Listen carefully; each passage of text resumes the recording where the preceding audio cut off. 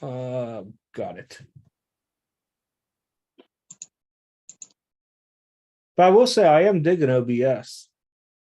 Oh yeah, it's a big learning curve, but like once you get going, it's smooth. It's very nice to use.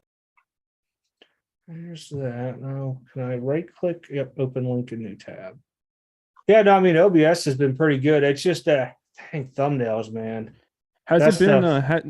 has it been slowing down your PC like it was before Well, I with haven't gone split? live with it, so I couldn't Oh, tell you. gotcha. Yeah, I don't know that part, but everything else on it with OBS has been pretty decent. I may hire you, Cora, for some future work. It's all good. It's all good. But yeah, I mean, are you talking like work or like with the logo stuff? Editing and everything like that with my videos. Gotcha. It's definitely been like a minute, but yeah, we can definitely talk. For sure. Yeah, it's been a minute since I made like YouTube videos because the thing is back in the back when like I used to stream, I made like commentary videos and then gaming videos and stuff. So definitely not foreign to me. Gaming videos, what games? Actually, funny thing is, I was basically involved with basically all the VR stuff and all that, which it's a very small community, but there's a lot of lucrative money in it. And you like, play COD? like the thing is, what? You play COD? I used to, but the thing is, I never streamed it. No. Yeah, I played Rocket League and all that type of stuff. But yeah, I mean, I played COD. It wasn't really my biggest. I'm shit. Just a flat out say I'm shit at COD, and so it just would not be a great stream. It really would not be. I was a lot better at like Rocket League and all that shit. Oh, okay, all right. Yeah. Yeah, so it'd be a boring ass stream of basically playing like a 5-year-old equivalent. Think of like a 7-year-old trying to use like a fucking iPad. That's like how I was at COD. So gotcha. Yes, sir. What's up, Derby? Grunt Dad. I was over there. I caught like the last maybe hour of it. Old boy Kraken made himself look really bad, in my opinion. Oh yeah, he really did. I'm just fixing up the stream, guys. Give me a few. I know a lot of you guys probably be floating over from Sports Card Radio if they just finished up. Oh, did they? Oh, if they did, I don't know offhand. Gotcha.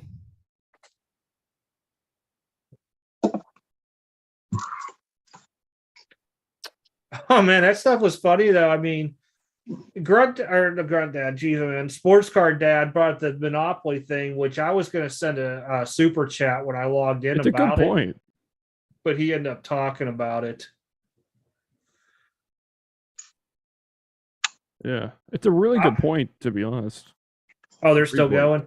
Yeah, no, I was going to come in because I used to break with Platinum, Nasty Breaks, G1 cards.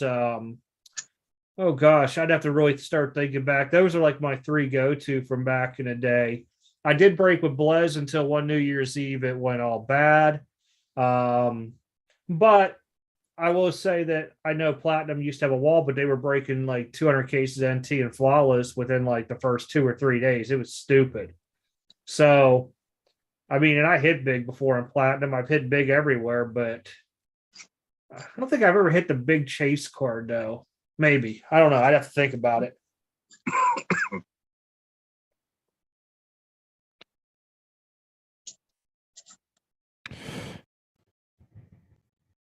Grunt Dad.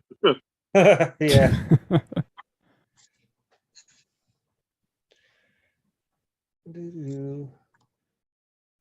Let's finish this up here.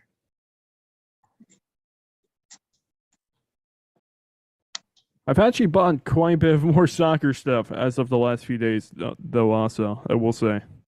Yeah, I bought a whole like it was a 2020 UEFA Chrome hobby the other day with like 190. They're usually doing about 300 and stuff like that. Just what?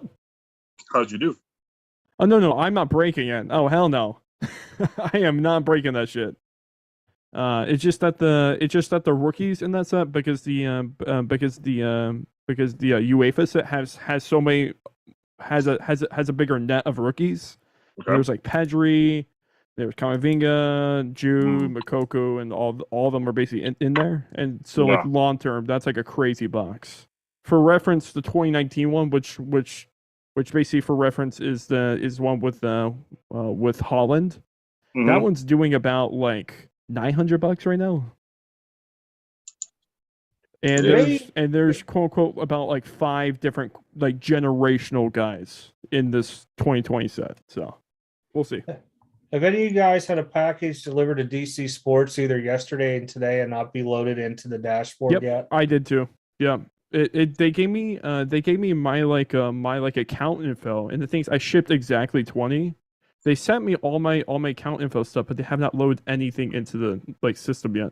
Okay, because I had my package was delivered yesterday, and I thought, well, maybe because they picked it up at 12:40 p.m. it won't get loaded till today. And I just sent a big long message with everything just to see they could be backlogged. They could. Yeah. I don't know if Zach was running a Facebook promotion or not, but I figured I'd ask offhand. Mine got loaded up. Yeah, how long does it usually take? That day or the next. Oh, yeah. Really? Yeah, mine's been sitting there for about 2 days. I have nothing. Did you have one delivered today or yesterday, Joey? I had one listed, delivered yesterday, and it's listed. That's weird. Huh. I don't know why. Yeah, I sent exactly 20. I'll tell you right now. Let me look. Okay, cool. I might have to contact them. Yeah, see when the package was delivered. Mine was delivered yesterday. Well, they received mine on the 13th, which was yesterday. Mm-hmm. Let me check my shippo. And it'll get loaded on the 28th because it's a standard. Huh. Okay. Wonder why mine my shipment's there because the thing is I sent exactly 20. And my package was dashboard.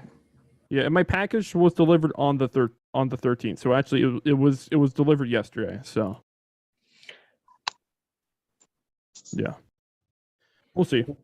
Yeah, I sent a message on mine with some of the cards, what it looked like and stuff. I'm sure I'll find it. Yeah, mine got listed yesterday. They got it, they got it in the day before yesterday and listed it, but my stuff ain't getting listed till the 28th. Oh, mine only was like 15 cards. It'll be up next week.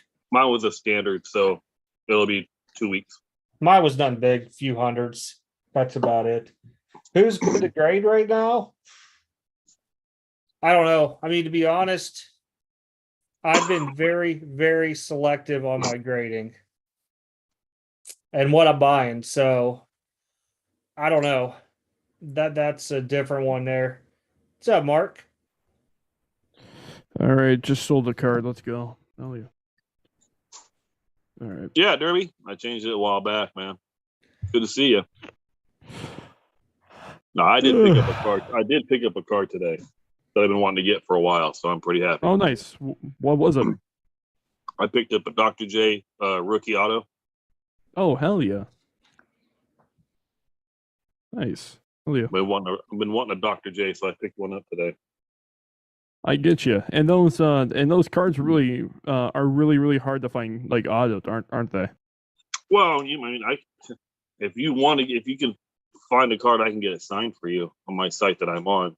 I know a lot of private signings. Yeah, well, got you. I didn't get it done through a private signing, but I was like, you know what? I don't want to pay $200-300 for the card. I have to pay another $300-400 for the auto, and then spend another $50 to get it slabbed, and then wait another 3 to 10 months for it. I'm just gonna grab it now. Gotcha. So basically when you buy, of course, it was already all pre-done. Everything was done for you. Mm-hmm. That's definitely nice. I feel that. Yeah. No, it's PSA slab and everything. I was like, I've been wanting a Dr. J, so I got one today.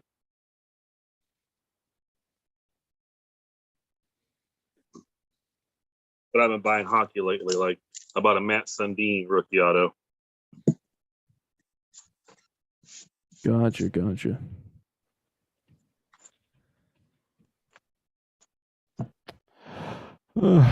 What do you think of the monster up there with no, I was asking And what do you think of the Monster overall? I would say it's definitely, as a dealer, you basically the only way to make it worth it was just buying shit. Which I made it worth it because the thing is by the mid of the second day, I bought so much to where basically it made sense at that point, into where it made like enjoyable, not like I'm losing money, but still in the same sense, there was not like a right there was not a selling flow. You basically needed cash there with you to make it worth it. And basically at that, as a dealer, you usually don't go to buy. I usually go to buy myself, so like it wasn't anything out of the norm for me. But in the same sense, it was just I don't know, it just was very much different than what everybody else like would have thought it would have been, if that makes sense. Yeah, that was my thought. It was a lot different. One, for being the same Friday, like I said, when I got there was no line. I was like the sixth person in line to get in 15 minutes early, where last time it was way out the door. And then I looked at, just the flow of traffic and just talking to a lot of the dealers at the end of the show. Even one guy I knew used to be a caster. Spend $1,000 to set up at a show roughly. That's with tables, airfare if you had to do it, hotels, rent a car, gas, food, all that other craziness that goes on. I just don't think that that's good. Now, if you live up there and you just have to commute, I think you might be fine at a show like that. But for me, knowing I'm going to go into a show and set up, and I'm already like $1,000 I got to sell just to break even for the show, I don't think I'd ever really want to do a big show like that, because unless I'm going to be selling tens of thousands of dollars in cards and have that guarantee, it would not make sense to lose that kind of money. I know I'm stingy. The really weird thing is a lot of the indie guys here have been texting about it and stuff. A lot of us like comparing stuff that was brought. A lot of the indie guys had better stuff there that's normally there in that ecosystem being passed around than basically anybody like flying in. There's better stuff, like better unique cards, even though it was not unique to basically us here, because we see those cards every other weekend. Then compared to the whole like other people at the show, it was like weird in a sense, to where like, why would you fly out or make that effort when it's the same as basically everybody else? Then on top of that, all the indie guys like right there had some of the better stuff. It didn't make any sense. No, and I mean, when I talked to the last guy in there, he was talking about with me too, how just the flow and everything else. I said, I walked the floor and there wasn't much in there that I was like goo-eyed on. Would I have liked to buy the Sidney? I think it was Ovechkin SPA Authentic PSA 9 rookie. Yeah, but do I really want to? No. Yeah. But just everything I looked at was like the same going through. There was a little bit more hockey this time, very little soccer, which as well.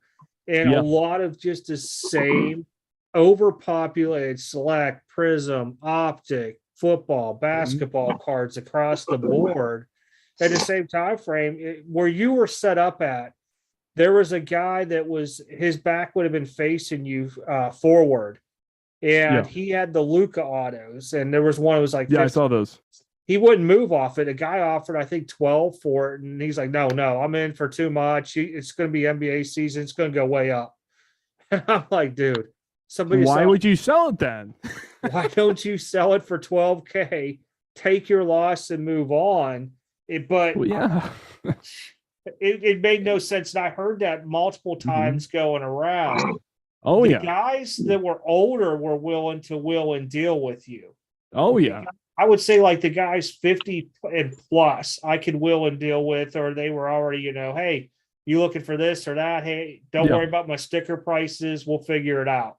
And I'm like, cool. I like stuff like that there, but a lot of the other ones, I'm just like, wow, not budging. Oh no, I do this on eBay. Well, okay, we could play the eBay route. You get 15% of this. How about give me 10% off? Whatever it may be.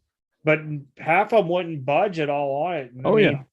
I heard from multiple posts on that one there, and when Sports Card Radio had put my little link on there, I wrote a comment. There was people in there commenting. I had a lot of emails and messages onto it. Mm-hmm. I would say about 80% of people thought the same as me, and there was a couple of hype people that want to still hype up out there. That's fine. If you went out there and you did really well selling, kudos. But I think for a majority, they did not do well out there in sales. Yeah, I mean the thing is, I was talking with basically a bunch of the indie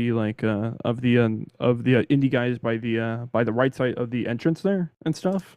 A lot of them, all their stuff, and because the thing is, I was basically talking with basically a lot of them there. A lot of them were like, oh, basically all my mid end is just the only thing that's moving and stuff. And then basically on top of that, for me buying wise, now keep in mind, I made all my money and stuff. It was not at the table besides a couple buys. All was just walking. And the thing is, it was just basically all the underrated, like weird, like you have to search for type cards. Like the thing is, I found like was a Davion Mitchell like playoff out 99 like rookie ticket auto and like a value box. Mm-hmm. Like it was like weird stuff to where basically you have to search for it to make sense. And the thing is, like anything in the showcases, people were not moving on. No. And it was a weird show, to say the least. It was a really, really weird show. Yeah, like the guy I got the Nolan Ryan auto from, I've been looking for a while just to keep hoarding them. I mean, honestly, that was a rare find. If it wasn't for a guy from Louisville telling me to get off my ass on the bleachers because I was beat tired, my back was killing me. And I walked over and I'm like, well, that's the card I want right there. I said, don't even worry. Some guy's like, you're really buying it? He goes, I was thinking about it. I said, I don't even care the price on it. I'm buying it, because you don't see this card pop up very often. And that's why I did the Jordan thing. And I was like, can you work with me on price a little bit on the Jordan if I give you full on this? And he's like, yeah. And he gave me a real deal on both of them. I'm like, wow. Because I know those Nolan Ryan autos sell around 250, 300 raw. And it was way under what he gave me it as, which we knew there was some edge issue on to it. But still, it was just more about the nostalgia, piece on it for me onto that. And then I didn't even know I had that Jordan freaking relic at home. I came home and I was going through putting in my checklist that I do on the computer. I'm like, I own one of these already. Where the heck did I get this? Didn't even know it. So now it's a double, and I'm like, well, I'll just end up selling it maybe down the road. I feel you on that one. And the thing is, at the show and stuff, I would say soccer actually I did the best on. But the thing is, there was only like 3 set dealers there. Now, keep in mind, some of their stuff was like insane stuff. Like I don't know, you guys know the set Eminence and stuff. I talked with you there. He had like an Eminence, like number to 10 Messi auto patch, and basically a Ronaldo Eminence auto patch to 25. Like it's some crazy shit. And like basically it was these high-end guys. There was Josh had some which Josh is a local like indie like soccer guy. He had some of the mid stuff. I got some Makokos and stuff from him. And basically that was it. And then basically everything else like soccer wise was just walk-ups. And to be fair, there was a lot of soccer walk-ups, actually, surprisingly. There was way more soccer walking the room than basically sat at the tables. A lot more. No, I will say the guys that had the vintage raw, they did pretty good overall. Oh yeah, they did. Those guys did well. Because I knew the one dealer up there, the other 2 I didn't know. And the first one I hit originally is when I picked that OJ rookie up. I just got my grades on those 3.5 and a 4 on the OJs. I'll take them, but it's going to be hard to find raws that are going to get you 6s and aboves anymore. I mean, you're going to have to really luck out. Somebody's going to have to not be a grader and dig it out of some small hole in the wall show somewhere or flea market. But I mean, they did pretty good overall from my understanding.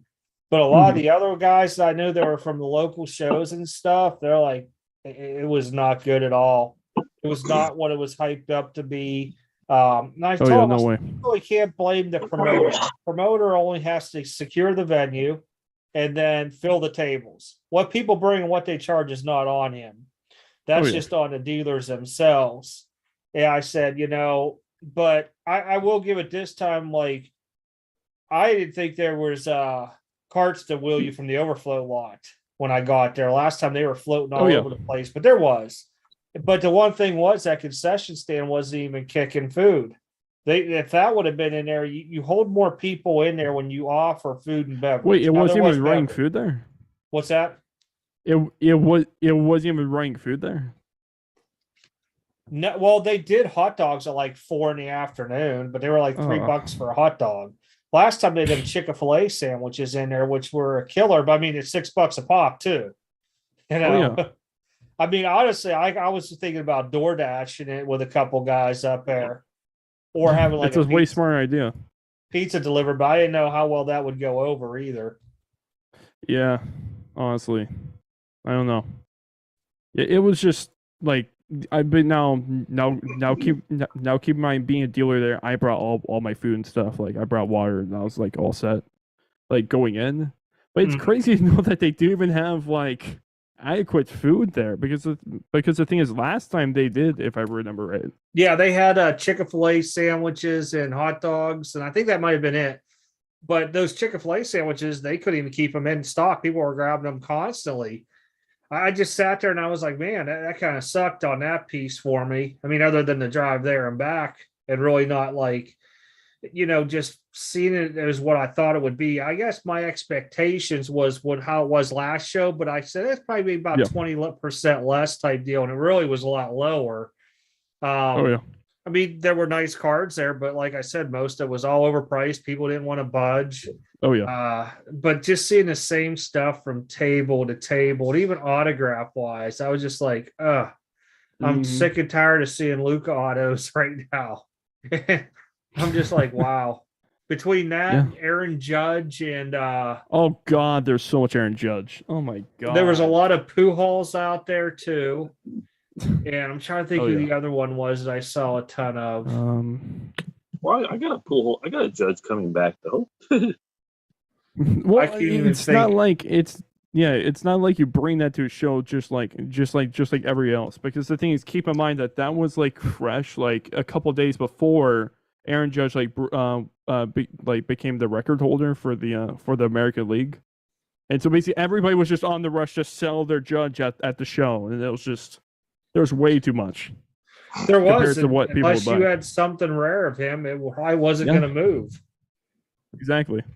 If you want to catch somebody fresh on something, you need to throw it on eBay or something.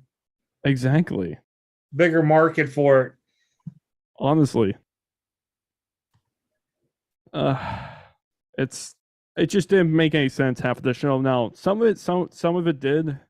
It just, you had to really search that time. It was not as open. And things I would say too, it wasn't as friendly as I would say. No. The thing is, at the show, there was this instance of there was this buyer in this state, and this happened the day after you left, because the thing is, on that Friday, there was this guy. He was basically walking some Makoko cards, and so basically, me and my partner there, Brian, we both do sports cards, as far as like soccer cards, like here and there.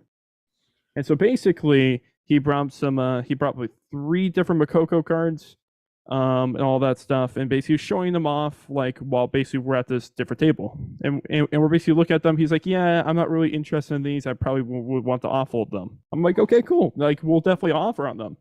He said, okay, what would you offer? And so basically, I grabbed my Post-it notes. I basically comp out the cards, write the values on the sticky on the Post-it note there, and basically I said there, like, per card, and I said that we could probably do about 80% of that, because the thing is, like, Makoko, like, recently he's been skyrocketing at that time, and so the thing is, those comps were just a little weary.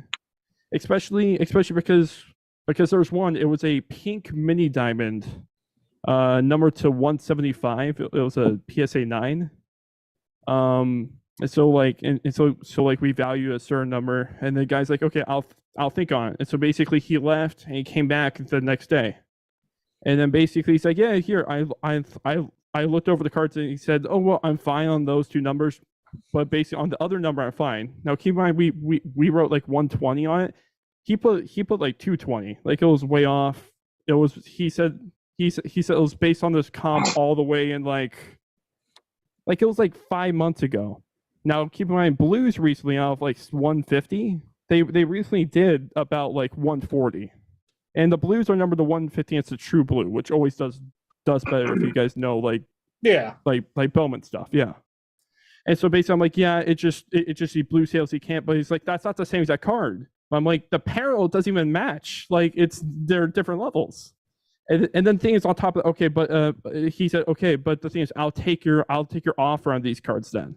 He apparently thought that the prices that like we were writing on the stickers were cash offers, but basically we explicitly said that they were that they're value offers. And so basically he spammed my phone for like a whole last 2 hours, like pressuring me to buy and like threatening me and all this shit. I'm like, my guy, it was just a whole ass thing. It was like so stressful for no fucking reason. It made no sense. Hey, League of Ron, how you doing? My God. Yeah, I mean, guys like that, man.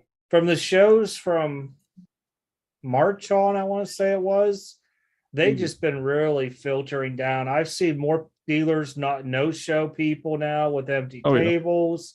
Yeah. I've seen it to where there's nothing there that, makes me want to go buy. And I'm not a person that's going to buy just to buy and hopefully try to grade out.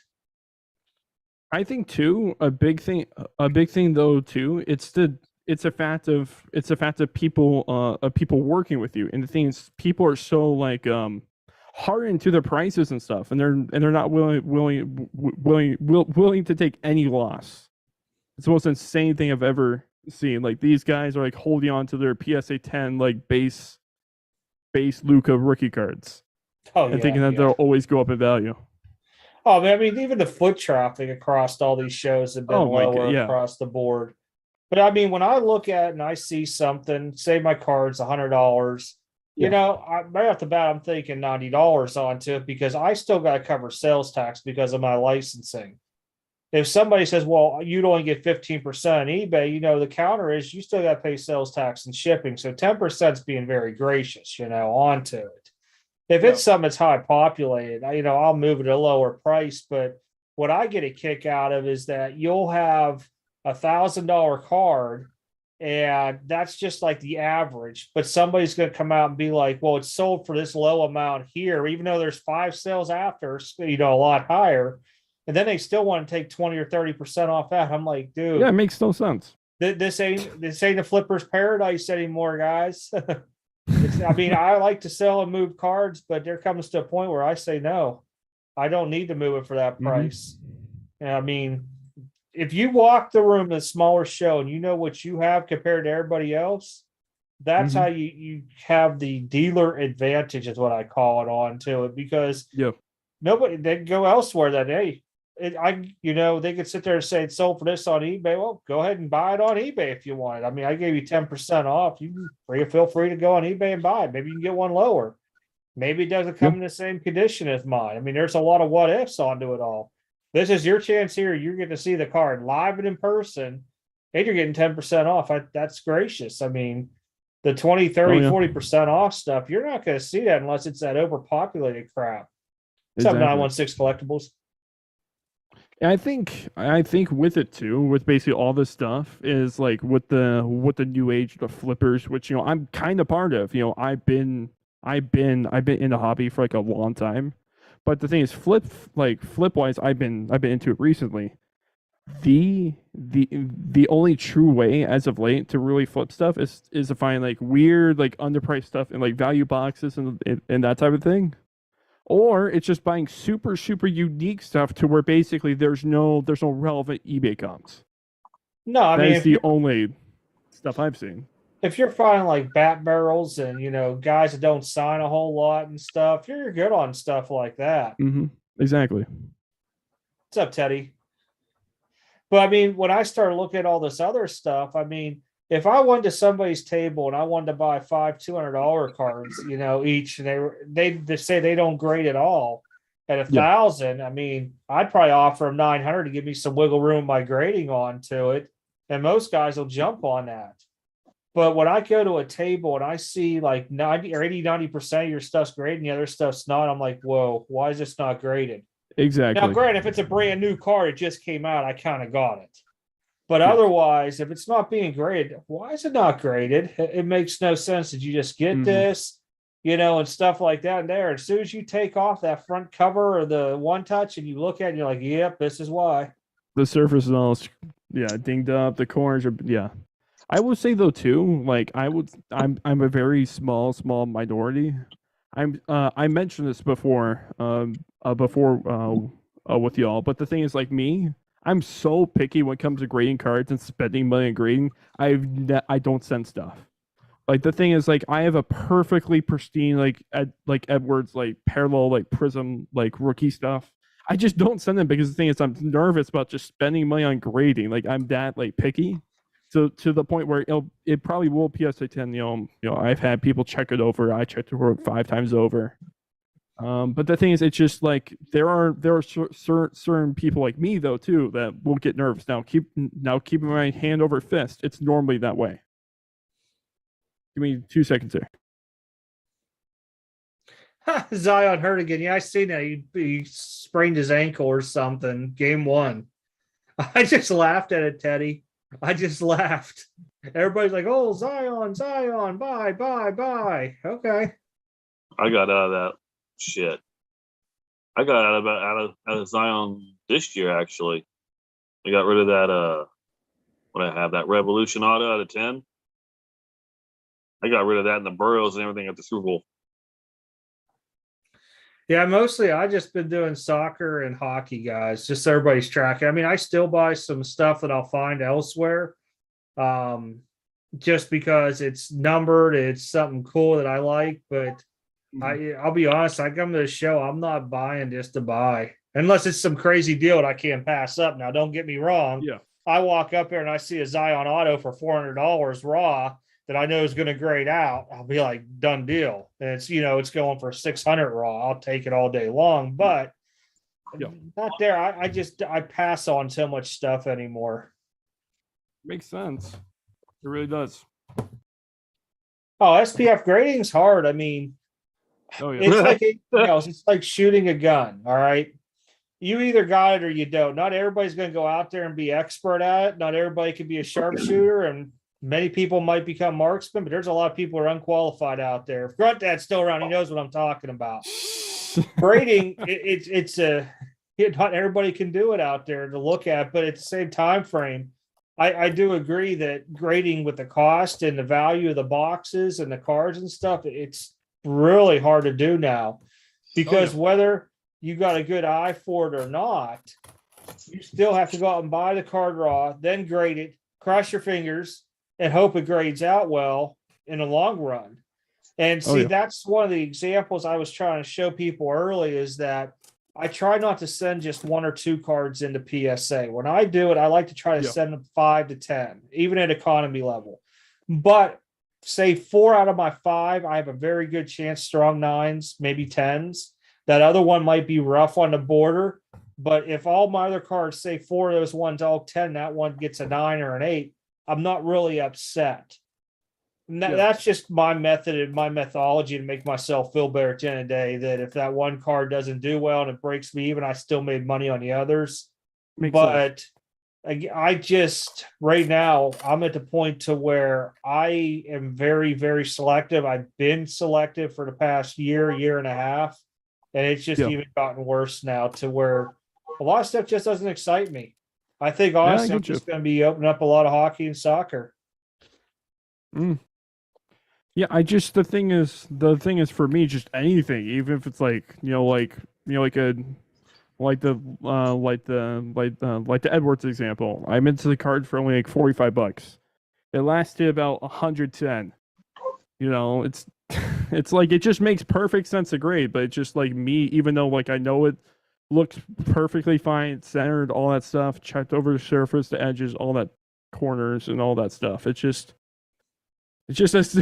like I'd rather have just sell the card instead of like waste however so dollars on just grading it when I really don't know what it'll get. Because the thing is, like, all the horror stories and getting like 8s and 9s.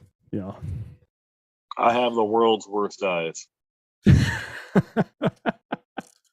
Teddy, for setting up card shows for the bigger ones, I don't know. I can't give you an honest opinion onto that unless you're from that area to where you're not in it for cost much. But if you're already in it for $1,000 plus just to set up there, you got to hope you move big cards there.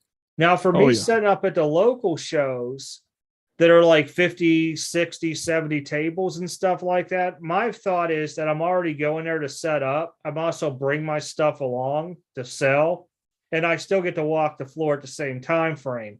Now, a lot of the older guys that come there, they enjoy that because, and I'm talking older, like 50 plus, even 60 plus, they enjoy going there for the conversations because they're still thinking of like the shows back in the 90s and stuff, to where, everybody just talked, hung out type deal.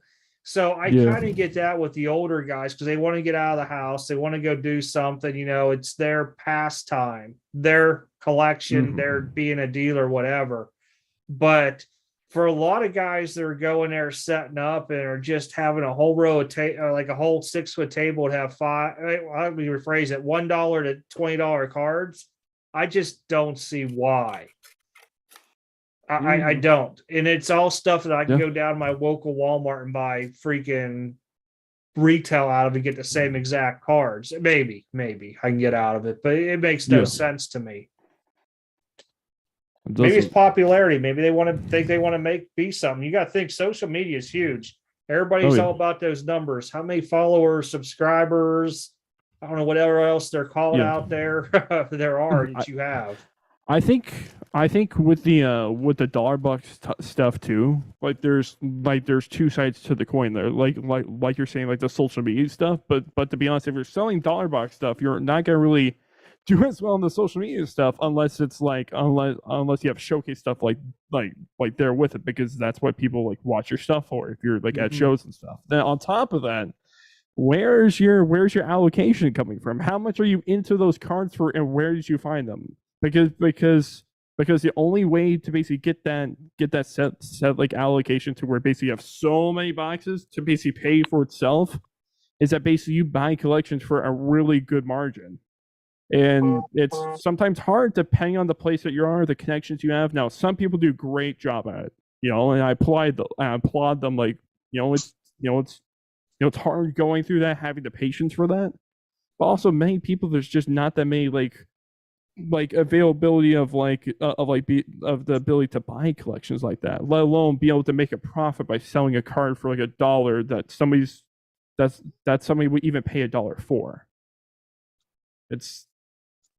There's a lot of variables there to where basically it's like a very, very minute, like minority to where basically you will be profiting, if that makes sense. Like I never really understood it. I mean, some people do well on it if they buy like whole boxes from like one dealer and then basically arbitrage it for themselves. But basically outside that, it just doesn't make any sense. It really doesn't. No, and Teddy, I'll be honest, ever since COVID and they started reopening shows up, probably within the last few months, I've noticed more of the older people coming back with those checklists, a notebook, a piece of paper, whatever it may be.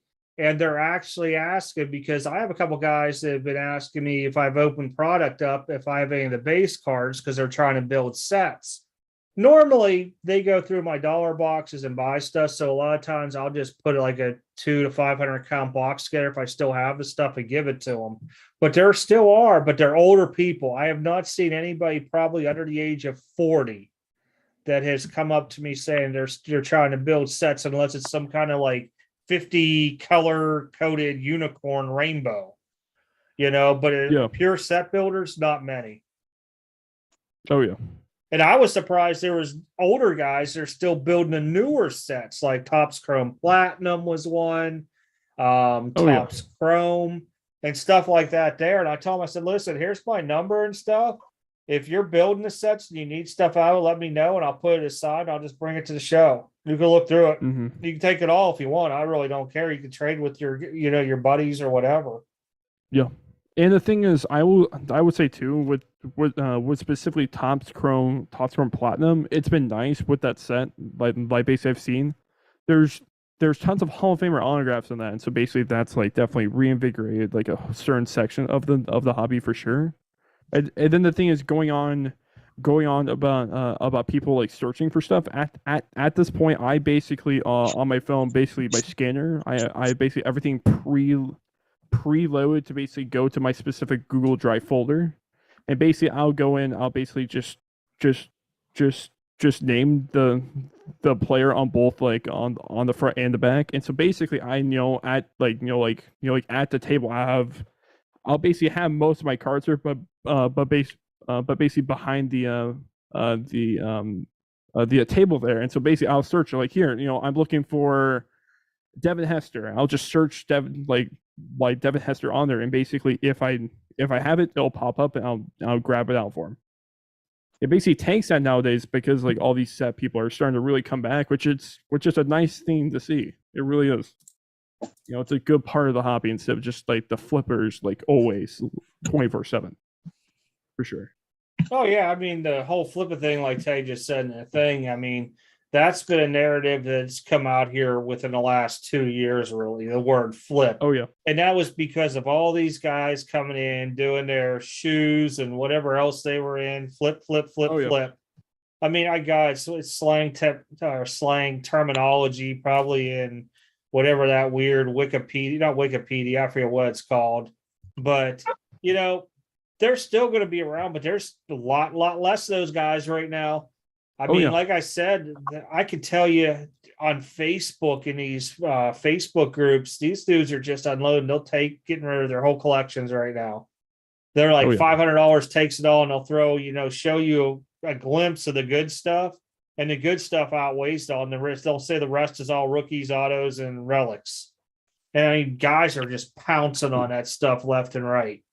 As soon as something like that gets posted, within 10 minutes, it's sold quick because they're all getting out.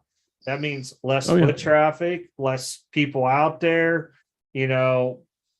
Just like a lot of these rare high cards, they're all sitting either in like vaults, or they're sitting in like the collectible where you own a percentage of the card and we'll probably never see it again.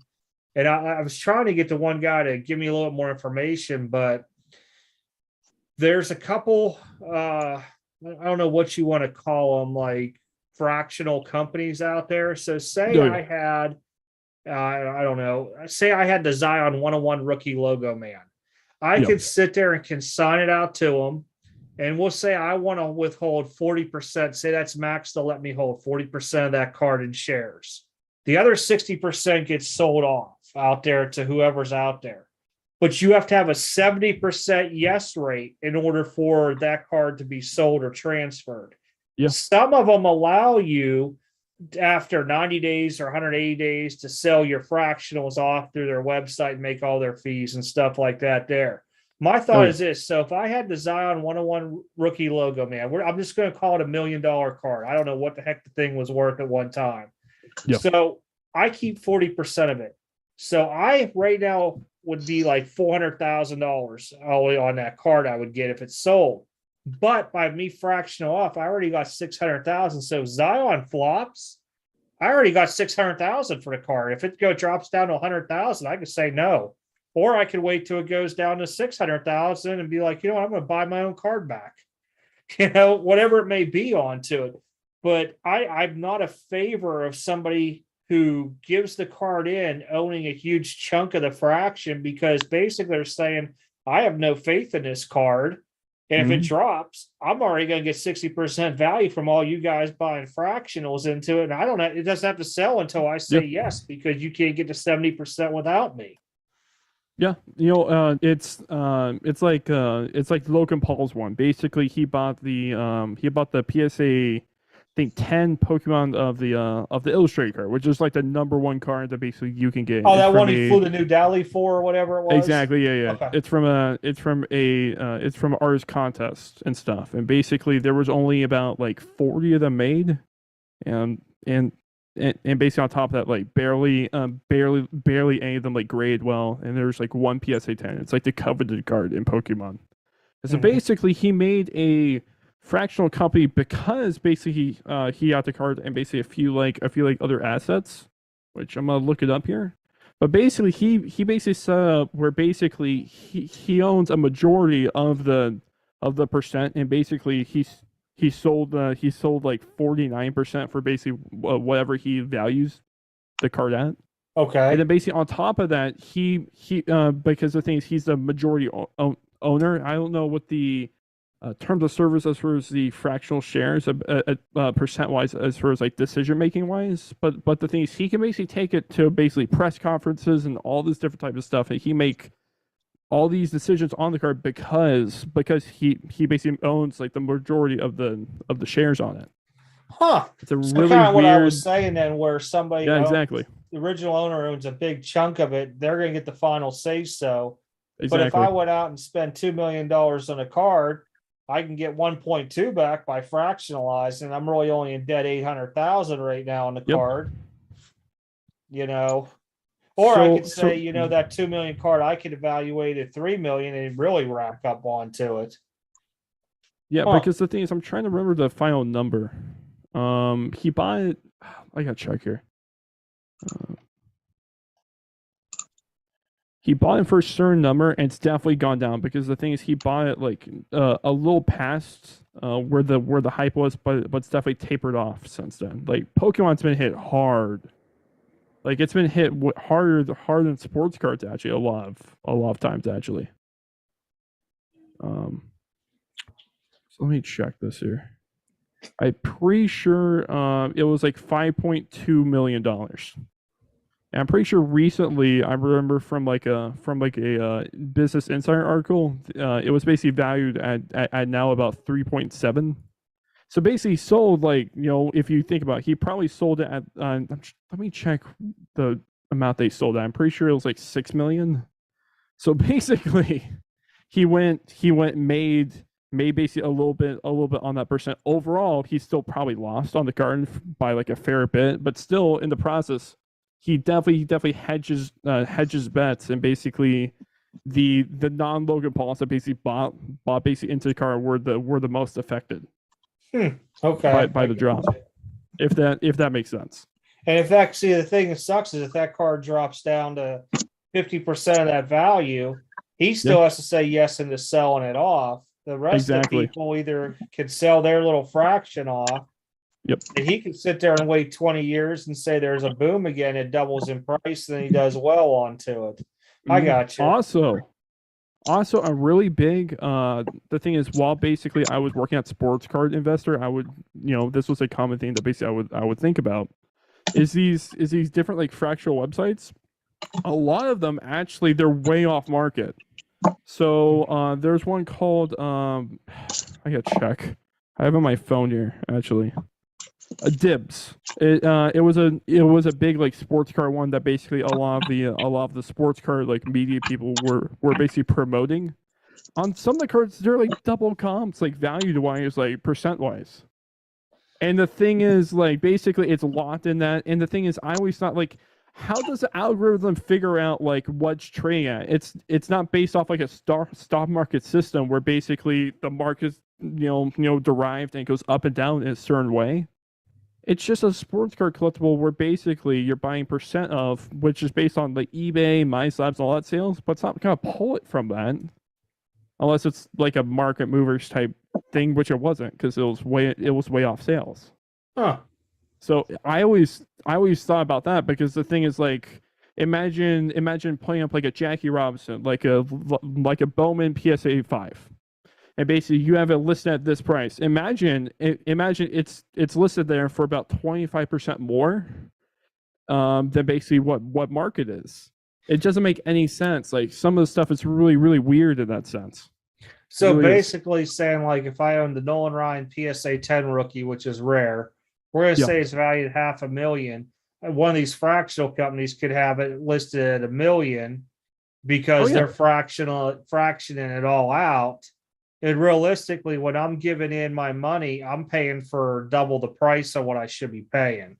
A lot of times, it's definitely not that like drastic of like a change in price, but it's definitely noticeable to where basically you run the numbers and like literally it's a different price than what's on eBay. So like here, I'm gonna check Dibs here, which is one of the big like fractional like sports card ones. They do a lot of like modern like NBA and basically NFL stuff. They call it a NFT thing, and basically they release free packs for basically people that sign up with basically influencers and stuff to basically own like 3% of like a Drew Brees Chrome rookie or stuff like that. So like here, I'm gonna go to the markets here and just compare real quick. So let's do LeBron James. His stuff is pretty low right now. So it'd be a good thing to check. So LeBron Chrome 2003 BGS 95. There we go. So basically they have it set at 15.9 right now. Let's see. Do market movers real quick, see what that's doing. So now keep in mind the PSA 10 of the same card just sold for 8.1. And they have the 9.5 listed at 16K. Think about that right there. A PSA 10, it's doing about 8.1 right now. Now, basically, I'm going to check the price to make sure that these are like legit sales. But they look, yeah, for sale, it's freaking up for 8.5. But basically on Dibs, it's listed for an asset price of 15K. That's if that gives you any semblance of, That's ridiculous. Yeah. It's a lot of these things now keep in mind, I'm assuming here soon they'll basically update it. It'll be like a whole thing, but some of these things it's way off. And I would say some of these are below market. They are below market for some of these.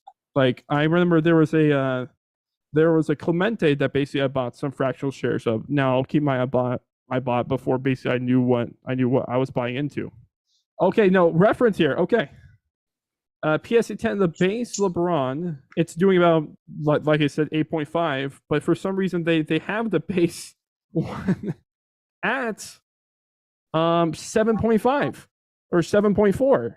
They had the base PSA 10 at 7.4, but it makes no sense. It's below market for the 10, but it's like double for the BGS 95. Makes no sense. Not at all. Yeah, it's a whole weird market to basically get basically into all these like all these percent things. They're all weird in a sense. They really are. I think that would be a good video, to be honest. Diving into all that stuff. Yeah, for sure, because it just don't line up with the prices, and people are still thinking their share's worth X amount of dollars, and realistically, it's worth half as much. Way less than half. That's a BGS 9.5.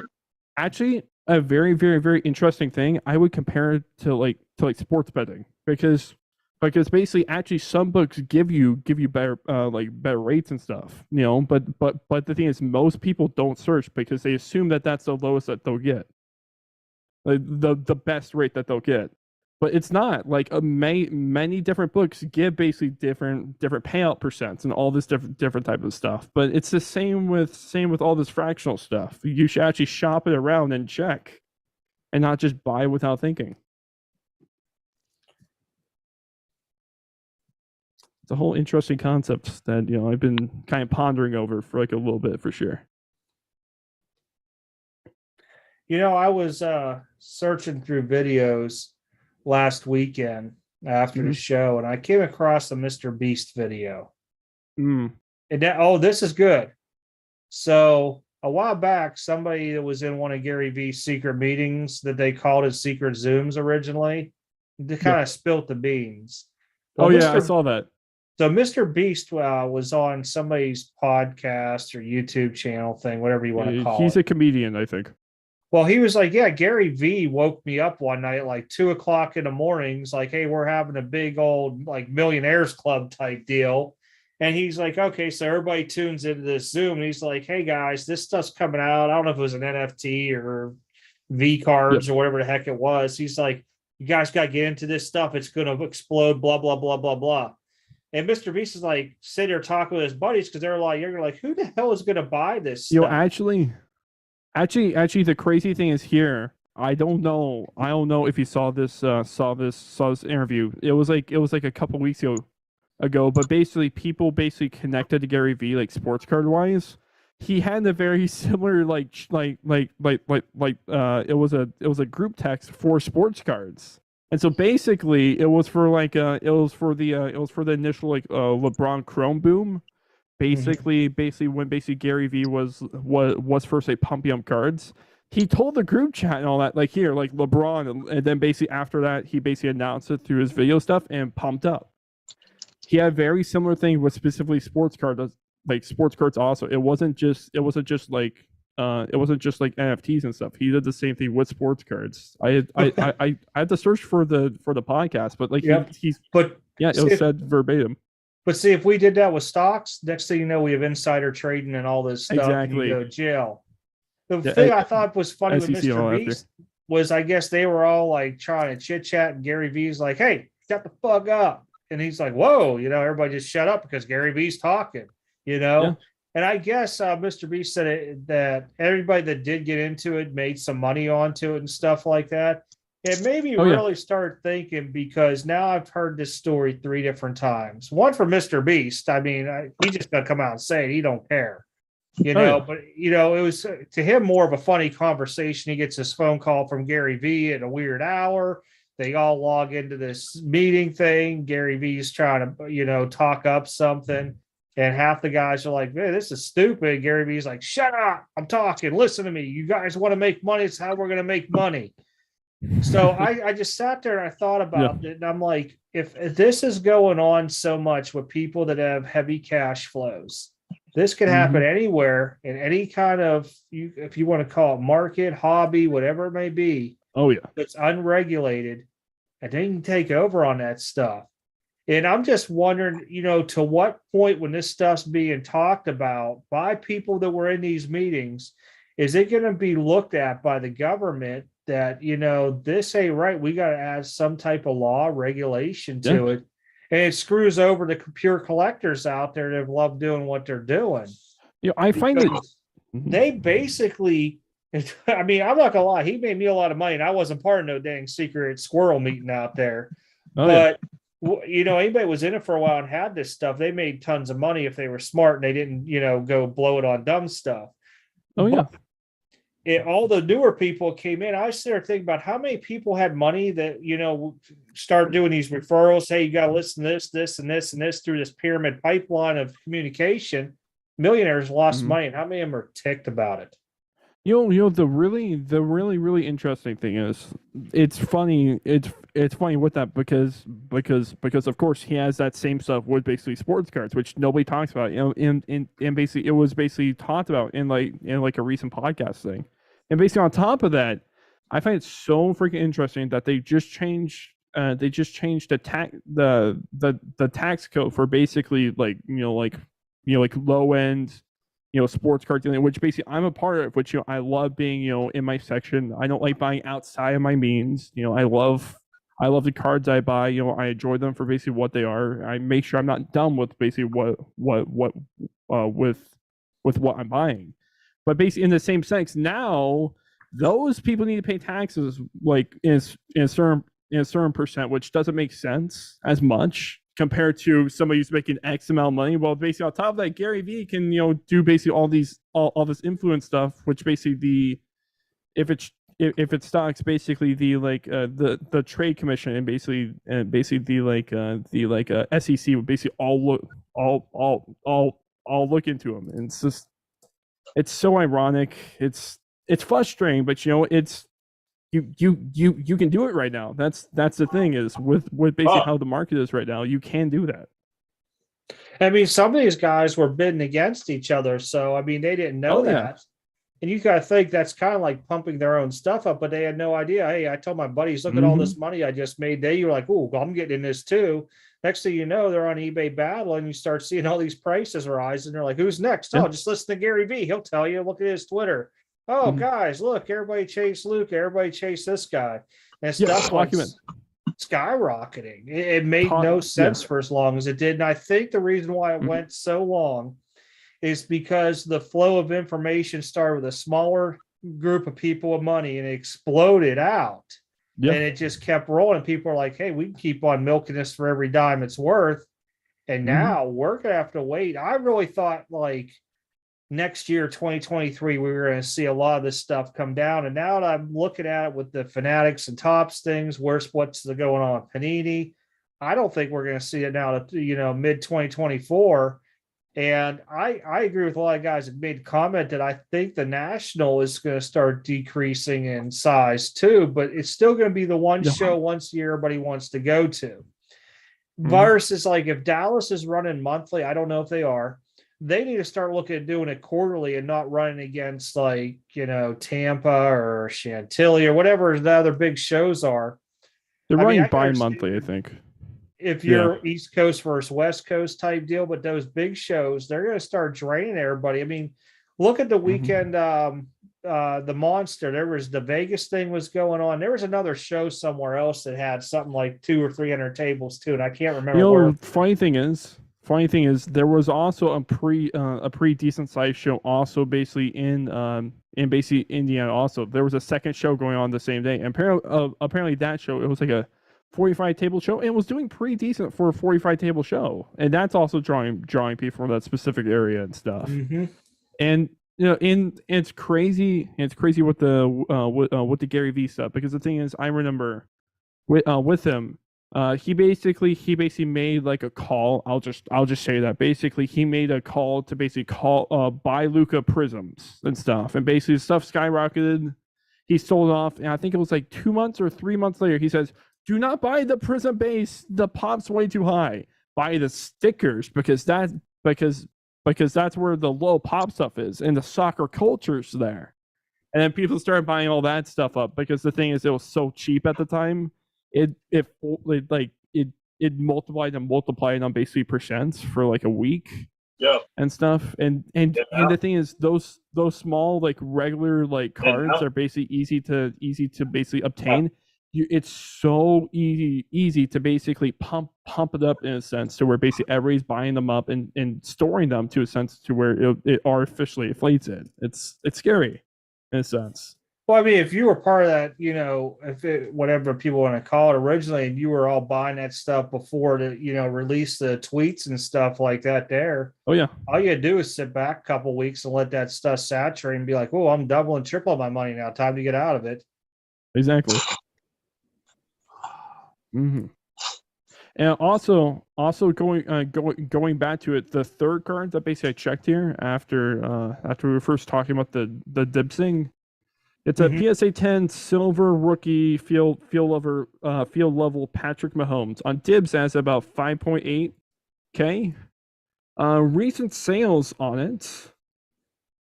Let me pull this back up here. Recent sales are about 4.9K.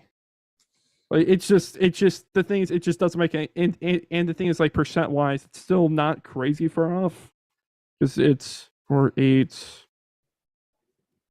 It's about 82% like of whatever the market's doing, about 82%, but still, like, in a sense, that's $1,000 and stuff, and basically that's basically 18% gone for no reason, that basically you would just be paying into this company for no apparent reason.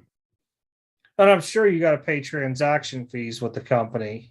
Selling wise, you no, actually the thing is, sell wise you don't, unless you do it through basically to your credit card and stuff. Direct deposit, they take they take a flat rate, I think. Okay. Like fee. But the thing is, I could be wrong. I've not done business with them like at all, really. But yeah, still, like, even basically at that, it just doesn't make any sense. It'd be a really cool YouTube video, though. It really would be. Man. Well, just be curious of where they get their pricing from and how they're evaluating that stuff. And the funny thing is, it says it's provided by Car Ladder, the last 30-day sales, but it just doesn't seem accurate at all. It seems like it's blocked off like 30 days, like, of time wise. Like basically it's like 30 days, it's this, and then basically 30 days later they basically recalculate the price, and so basically there's big jumps, and it's very, very like inaccurate, I think. But again, I haven't really checked with this. to really see, if it does that, or if it's even ever like accurate. I feel like sometimes it's probably never accurate. So yeah, I don't know. Do not know. Oh man. Oh, also, Discord's been exploding recently, card wise. I don't know, basically, if you guys have seen that, but basically a lot of the newer all the newer influencers and all that have card Discords, and there's a lot of sales that are basically happening on those now, like nowadays. Yeah, so I've seen that. Card, yeah. What? That and Facebook, just a ton. Oh yeah. Facebook for a while has been having a ton though, unless I'm wrong. No, you gotta be in those groups that they're doing them in. Exactly. Mm-hmm. Exactly. But I mean, and just by looking at great. it, there's a lot of guys that are just selling 70-80% comps onto stuff just to get rid of it. I mean, we are approaching that holiday season. People want that extra money for Christmas gifts, extra whatever it may be, or might just be getting out of it. Like, hey, I've already lost money. Might as well take what I can get now. And lesson learned, never come back type deal. And it's one less person we'll ever see probably again doing it. Oh, yeah. Oh, yeah. And the thing is, I was saying the positive thing about Discord and the negative thing. Discord, it's just basically all the younger kid flipper stuff, where basically they're trying to flip like prison base cards and stuff, to where basically it's just they price gouge you in like a sense on that. But I will say there is a bunch of buyers on Discord compared to a normal marketplace. There are tons of willing to buy offers and stuff, and basically people target a lot of specific cards on there even more so than than Facebook itself. It's very, very interesting actually, in a sense. It's different. Yeah. I also wonder what the DC sports stuff, when is that stuff gonna come through here? I don't know. I sent a message tonight. I'm hoping that somebody pops in this weekend to respond back on it, but I have no idea. I mean, I'll know I'll get a response Monday for sure. I just want to know, hey, did you get my package? Because it says it was, delivered and signed for. So, I mean, it could just be a glitch in their software too. That's happened a bunch of times. Let's talk about innovation. What do you want? What with innovation? Yeah, I do not know much about innovation and stuff, to be honest.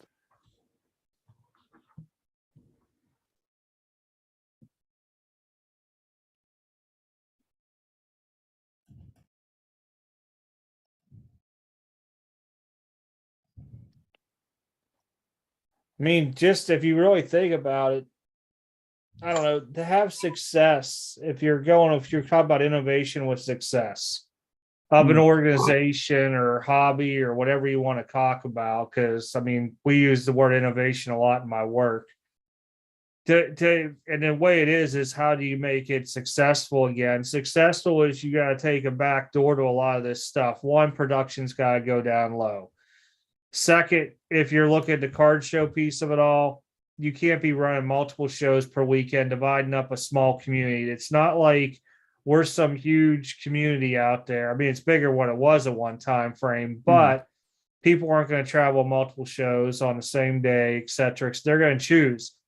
And for example, if I know there's a local show only going on once a month, I'm going to make sure I'm there for it. But if I know there's one every weekend, I could pick and choose and not when I'll go to the other ones, unless you're a diehard.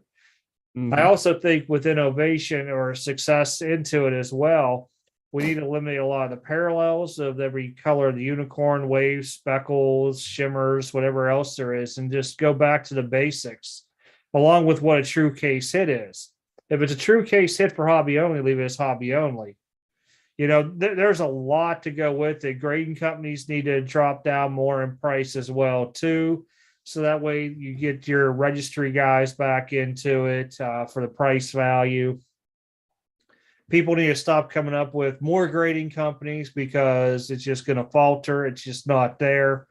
There's a lot with that across the board. It would have to happen with a domino effect. And really with Fanatics already owning Tops. We all know the status of Panini. Upper Deck is solely, hockey, and they're non-sports mostly. It's going to be hard to really balance that all back out to make it a success, unless you get some huge people out there that have a lot of money and a lot of people that listen to what they say. The thing is, I cannot wait. The thing is, I feel like it's positive and negative. Of course, the basically acquisition of Panini for sure. I feel like it's very positive in a sense where basically we'll get their premium like tops like football stuff now. We've been missing that for a long time now. Like it's been since 2014 was the last set or something like that. And the thing is like that of course is a big driver in the hobby market wise. Tops is paralleled with basically baseball and football. Those are like the big things, like history wise. And basically on top of that too, I feel like with the quote unquote acquisition, a lot of the stuff will basically be narrowed to where basically a lot of the premium sets it'll just be focused on that, and basically all this like extra stuff, like certain stuff like luminance and like all these extra sets, they're basically like added on retail or basically added on hobby. They'll be they'll be limited. But again, a big thing too, of course, is the parallel stuff. But I'm so excited to basically see basically half of these like non basically investable, non enthusiastic sets, be able to be put basically to the background now. I'm happy that if this does happen, that actually we have Bowman football and basketball back. Yes. Honestly. You got the Bowman rookie card in football and basketball back. We have it in baseball, but it'd be great to have that football and basketball back. Sure, a million of each card out there, right? Huh? A million of each card out there too, right? They're overproducing. It's going to be there. Well, I think what they need to do is, you have Optic, you have Prism, and stuff like that. I think they need to have one of those per sport. Don't have Prism through all three. Don't have Optic for all three. To kind of actually give some more attention to it, to actually want people to get it, because if you have it for all three, it just kind of dilute everything.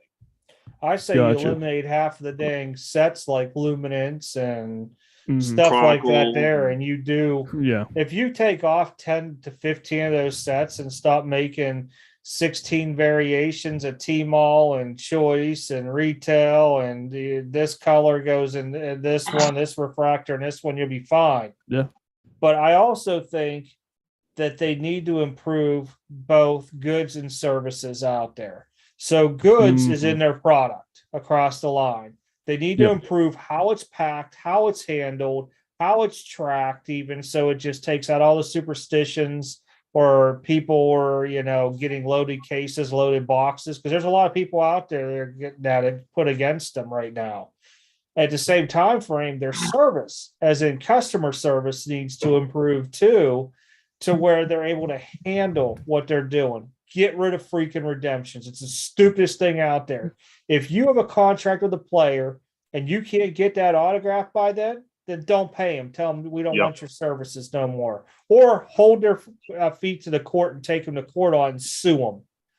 Do something that's right for everything across the board. We should not have redemptions across the board. There's plenty of time for these guys to sign. What the issue is we have too many brands, too many parallels that these dudes have to sign 5,000 cards a year. If we cut that down to say 2,000 cards a year, it's a lot better. And you make it more scarce, more desirable, and you don't have to put into like Topps Chrome 3 or 2 autographs per box. Do 1 autograph per box. Just eliminate all the crap that goes out there.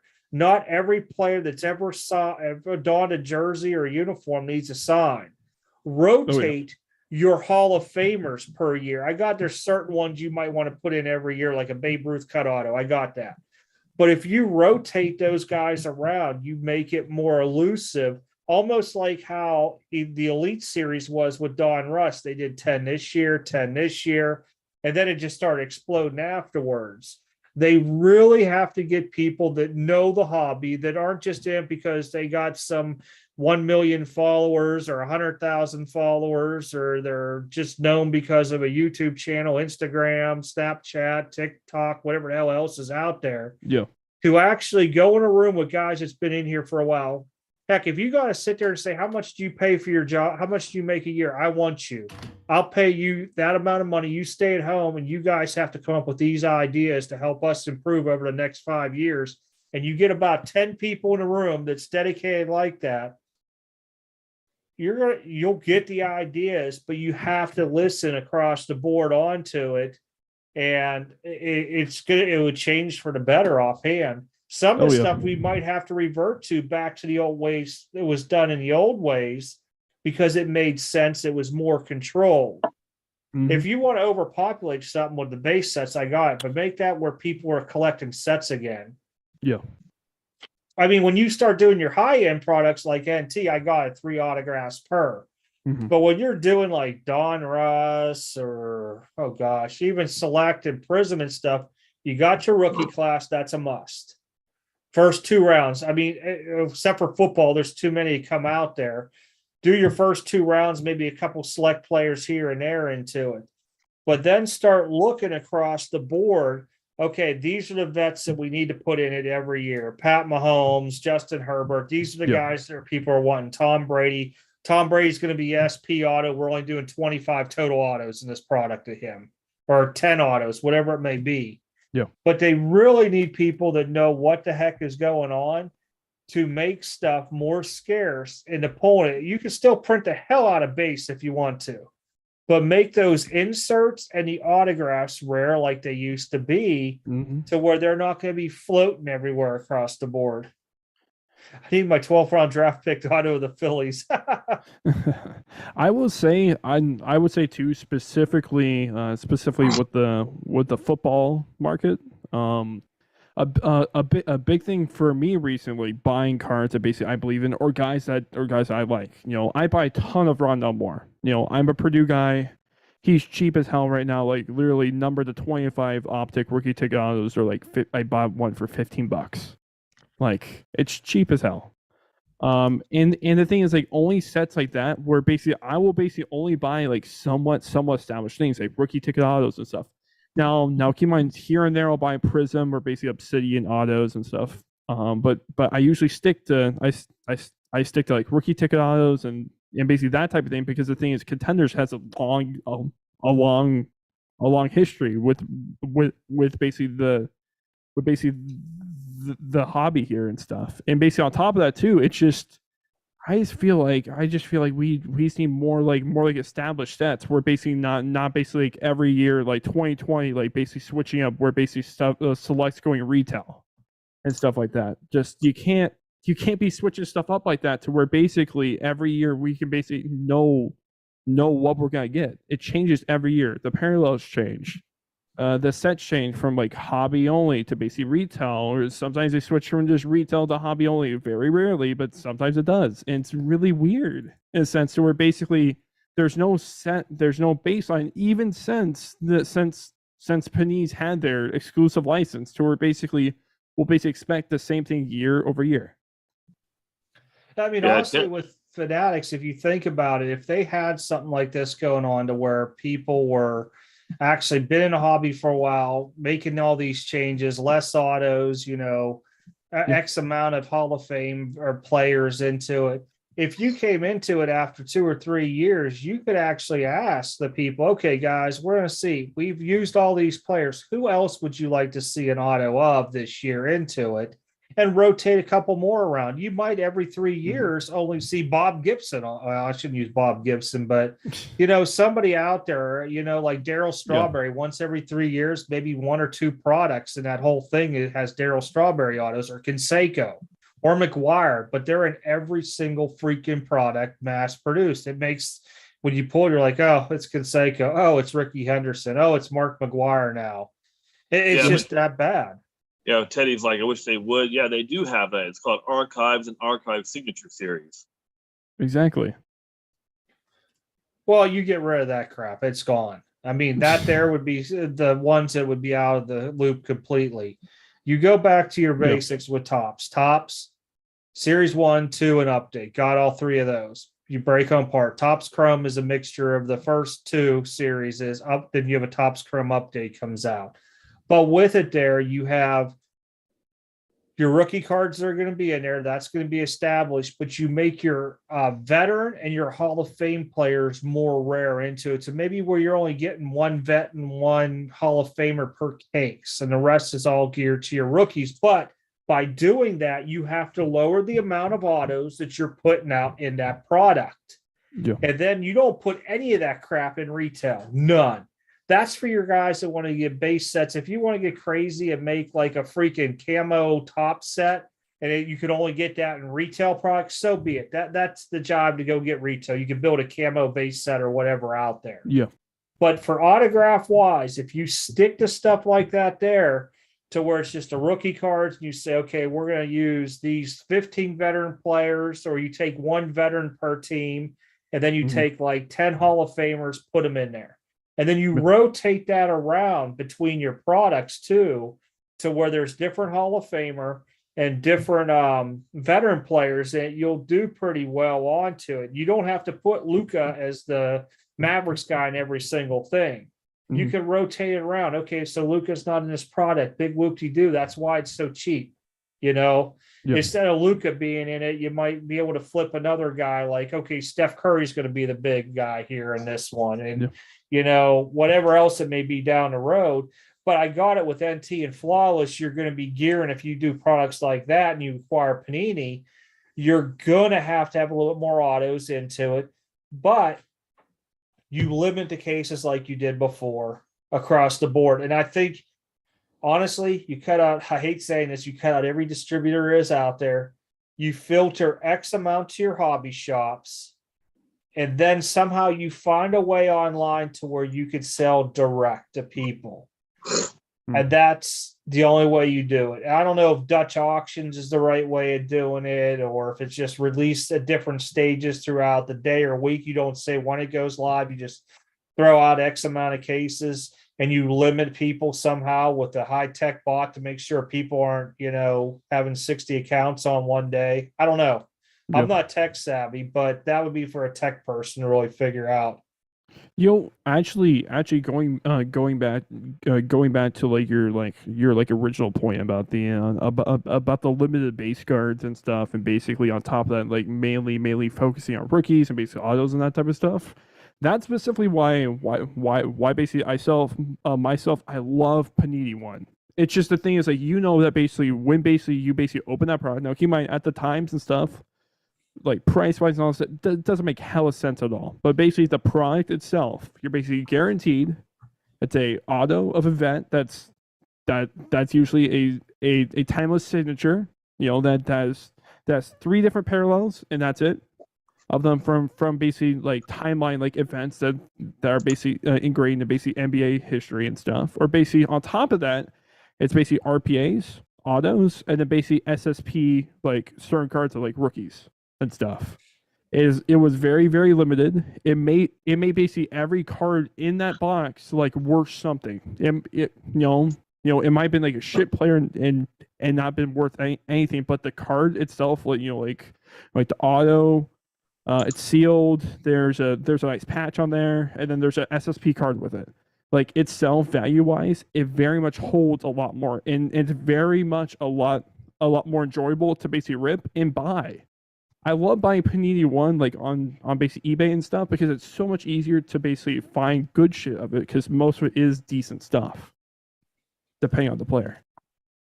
I feel like sets like that would do so much better if there's more of them, but really, the only one that basically I can think of is Dynasty. Back in the day, like Triple Threads a little bit. They had some base cards there, but I mean, it was amazing product. And then basically on top of that, not the current Panini One. Like that's like those are some nice fun rips that basically hold decent value depending on the guy and if the wax isn't outrageously priced. Well, I mean, if they even go back to like how Topps Finest was, it was one refractor per box. Oh yeah. That would make it insane. And then if you look at how Fleer Ultra did their inserts, I think it was only four inserts per box. That was it. And there might have been like 5 different sets. But in order to complete all 5 of those sets, I want to say when we did the math, it was like 3 cases worth of boxes kind of would complete the set. Gotcha. I think if you start making that stuff scarce, then you're fine. You can overproduce your base rookie cards all you want and base sets for people to build again, but you limit all the other stuff out there. I know it's going to suck because everybody's like, oh, I didn't get much, but box prices would be lower for one. Yeah. Your hits would be less. I got it. But, you don't have all this hunky-dory stuff going on, I call it out there. I think it'd be better. I would buy into it and stuff like that. I wouldn't care. Okay, I'll get 1 auto box, fine. But I'm only paying $125 for this box. I'm getting 1 auto and 4 inserts. That's it. The rest I know is all going to be base cards across the board. You can even say 4 inserts or inserts/parallels per box and make it even more crazy. Yep. Even if you want to do finest refractors, do 2 per box. That's it. 2. Okay. 2 refractors a box. Prism. You know how crazy that would be if they said, hey, you guys are only getting two silver prisms per box. Oh, they'd have an uproar. I guarantee you, people will be out there protesting Panini at their doors. What do you mean only 2 silvers per box? Oh my gosh. But you drive the price down, you make them more desirable, I guess is the word, to go find those silvers. Yeah. It reminds me of the initial Tots baseball stuff for basically 2021 and basically 2020, where basically those print runs were basically going sky high. And basically originally, I think in the 2020 product, they didn't really basically increase the parallel count in there, but basically they raised the box, like print runs and stuff, to where basically on the backs of the packs, like people would check. It's like, oh well, it's so much worse of odds and stuff like that. But still at the same time, it's not over diluted and stuff. Like the thing is, like prism wise, there's so many different like number to 10 cards now. There's so many of this and that and this and that, to where basically it just makes it confusing to a sense. Where is the true value? Where and what holds true value? Well, look at kabooms and downtowns. They're everywhere. Every time you turn around, kabooms downtowns. And what I think the lowest kaboom I see at the Monster was like $150 Jerry Judy. And I'm like, who pays $150 for a Jerry Judy kaboom that's so highly overpopulated? Yeah. And that should be a $40 card with as much as produced. I can understand if these were just hobby, 1 per case, I got you at $150. I can understand that. But not when they're popping out of freaking hangers like 5 per case. No way. Yeah. And that's the thing is, like, it's about that same opinion wise for me. And the thing is, like, with it, I love the 2013 like original like prism cards, the original like SSP, the original like cartoon ones, not the digital graphic design part of it, to where basically those were actually rare as fuck to basically get. And based on top of that too, I think the same way about the recent downtowns and stuff. Those are also getting to the point there. I think kaboom wise, the only reason they basically edge out a little bit for me, like value wise, it's because they're 10 times harder to grade. And so the thing is, graded kabooms, like of like decent guys from basically bad basically print runs. See, I'm basically the only time. Opposite. I think really? The kabooms are easier to grade than downtowns. Well, again, I don't grade. So the thing is, honestly, you would probably know way more than me, but just from friends and stuff, and basically the quote unquote influencers around me, it seems as if kabooms are harder to grade. But again, you would know more than me because I don't grade. Well, see, with the kabooms, you have that cracked ice look, okay? Yeah. So when a grader looks at that real quick, they could miss a divot or a scratch mark very easily if you've been looking at cards all day. So a downtown has more of that like silver hollow background a lot of times. So if the mark is not in like the player or the the special background multicolors in it, it could Gotcha. hide it better, but with the scuff marks onto them and lines, you could see them a lot better.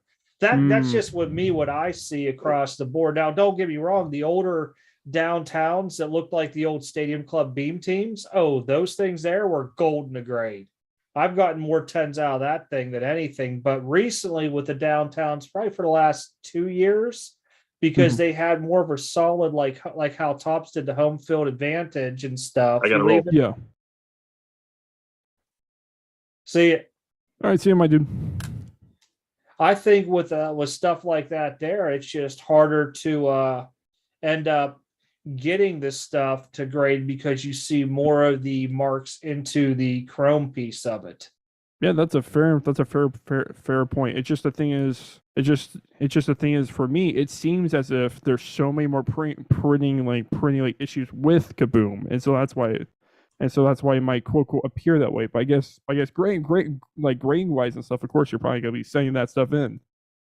Compared, you're probably, with the Kabooms, it's probably, with the Kabooms, it's usually edge problems, unless I'm wrong, and surface issues. Surface issues were the big thing with basically a lot of the Kabooms. And I guess, yeah, you're right. I mean, it would probably hide a lot more. Yeah, now with the backs of the Kabooms, you had a lot of corner issues onto it, kind of where gotcha. The front was hiding it more because of how the surface was onto it with like the cracked ice looking etch thing onto it. But in the back, you'd be able to see where that corner was like hitting the pack. Because you got to remember, unless you pulled that out of like a fat pack, like or a hanger to where they're more thickly bricked, a lot of those loose hobby packs only have 3 or 4 cards in it. To this day, I don't know why they do that, because when you're opening it, you're damaging those cards, especially shifting around. If there's only going to be 80 cards in a box, do 4 packs of 20. I don't need to open up ones that have 3 or 4 cards per pack, because even breakers, because they're trying to get through that product quickly. Look how quick they open them packs. Honestly, they have to rip through that shit so quick, and it makes sense that shit gets damaged. Yeah. I mean, there's certain ways on opening the stuff that you could get away with not damaging the stuff.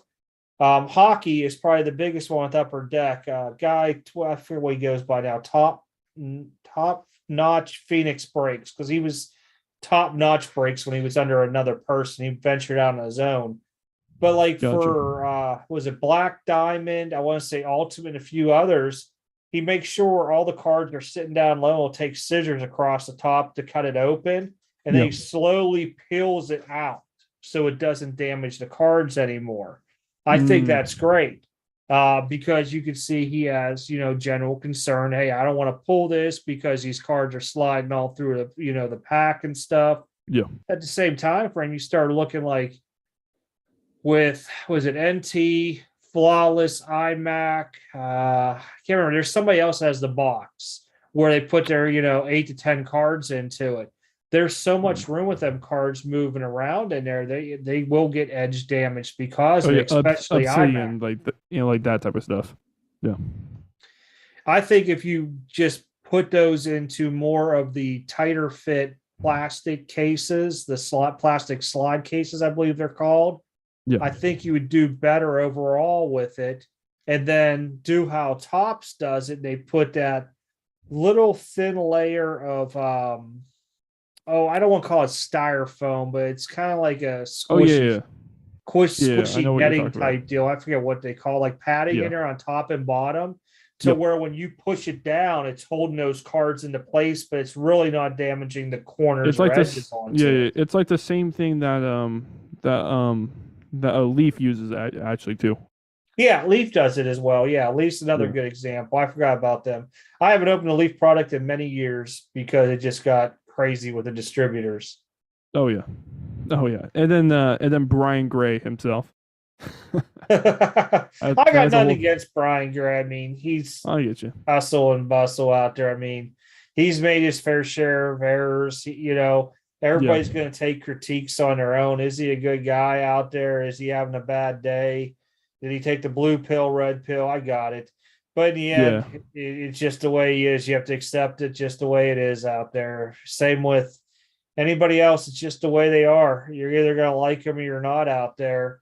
I think Brian Gray's intent of trying to make things better is okay, but some of the things that he's done, it's backfired on him, like the Giannis auto piece and stuff like that there. I mean, at least he takes his product to heart. I'll give him that much. He sees something wrong with somebody breaking it and stuff, he goes after him. I give him his credit where it's due. I mean, but like anybody, they're going to have their own faults out there with it. I mean, at least it's not, he's not wrapping boxes saying that they're 100% original box of a Frankenstein box. Honestly, I get you on that one. I mean, his repacks back in 16, maybe even 15. I can't remember when he started the Best of Baseball. His repacks were really good back in the day, really, really good. And I used to get on eBay where he was buying tons of stuff of mine on auction, tons, going across the board. And I just don't do a lot of eBay anymore. I'm sure he still does it, but you know, he was buying the cards out from eBay and paying a pretty hefty price onto that stuff across the board. It wasn't like he was saying, "Hey, I'll buy this at 10 or 20% off." He was giving to people whatever it ended in auction.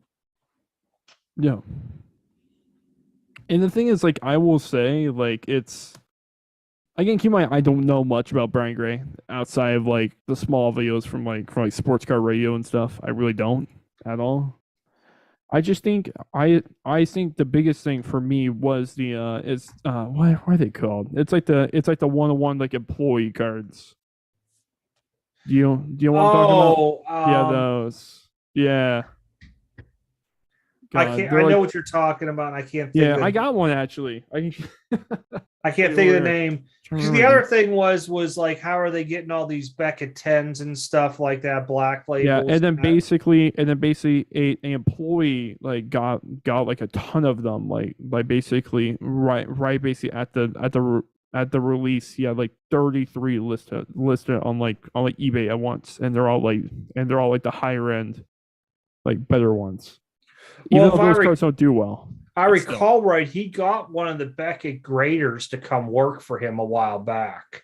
Yes. And so I'm guessing with production, maybe he's like, "Hey, dude, your job, I need you to find me what's going to have a good chance at black labeling on here. Your black label rate's great." I don't know.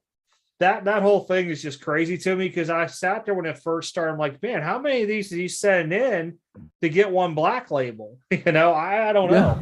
I would love to have Brian Gray come on here one day and tell me that whole story, because it's really intriguing. How are you able to get black labels on cards? I mean, are you especially those type of ones cleaning your machines and making sure everything's cut prime and only mailing 2 or 3 in? Also, the thing is with those cards, and give me 2 seconds. I might grab one actually. So give me 2 seconds here.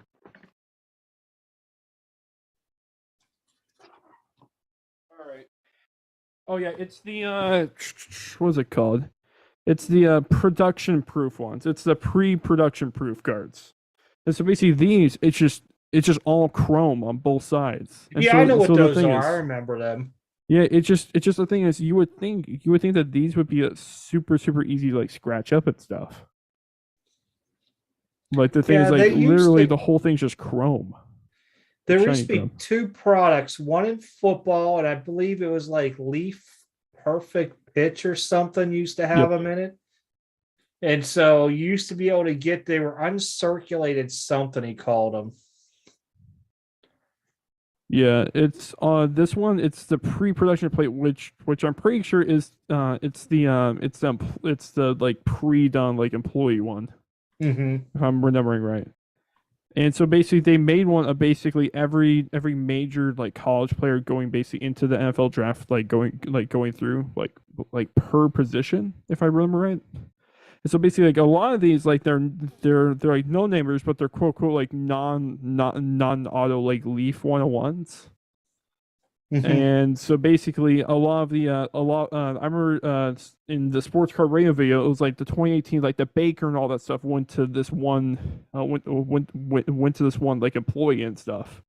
It's like, how did that one car now, basically all of them, the number one pick, go to that guy? You know, who basically works and basically all that stuff is to the one guy. Makes it questionable. I don't know. Yeah, I just know when I was breaking, when I first started off, I had a lot of people like Leaf, and I used to buy a lot of the cases onto it. And it was weird, like you had to do so much Leaf metal.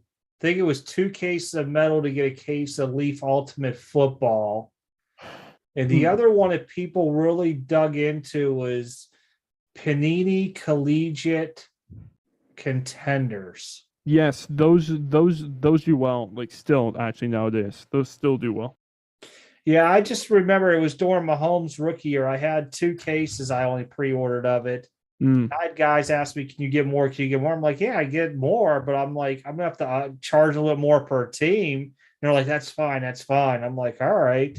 And we broke a good chunk of it, but it was just one of those things where I was really surprised that Leaf Collegiate did well. The first year they did, oh, what the heck was that Panini product? Oh, I cannot even think of it. It was in 17 or 18 was the first year they did. It was a football. And is it a chrome type like, product or is it like a paper type product? No, it was are they still making it? You know what? I'm trying to think. Let me look here. Panini football. Gotcha. It's not Obsidian. I'm trying to remember what the heck the name of it was, but I thought it was going to do better than what it did. Are they still making it right now? I don't think they are. I'm trying to look at 20. I'm gonna try 2018 Panini football products. I had it for 2 years. It's not certified. Nope. Oh, it was more expensive too. Because I remember pulling like a 101 Elway and stuff like that there out of it. It's football, right? Yeah, I'm trying to get the whole. Oh gosh. Yeah, I'm just gonna pull up the Beckett like 2018 like whole list here. Yeah.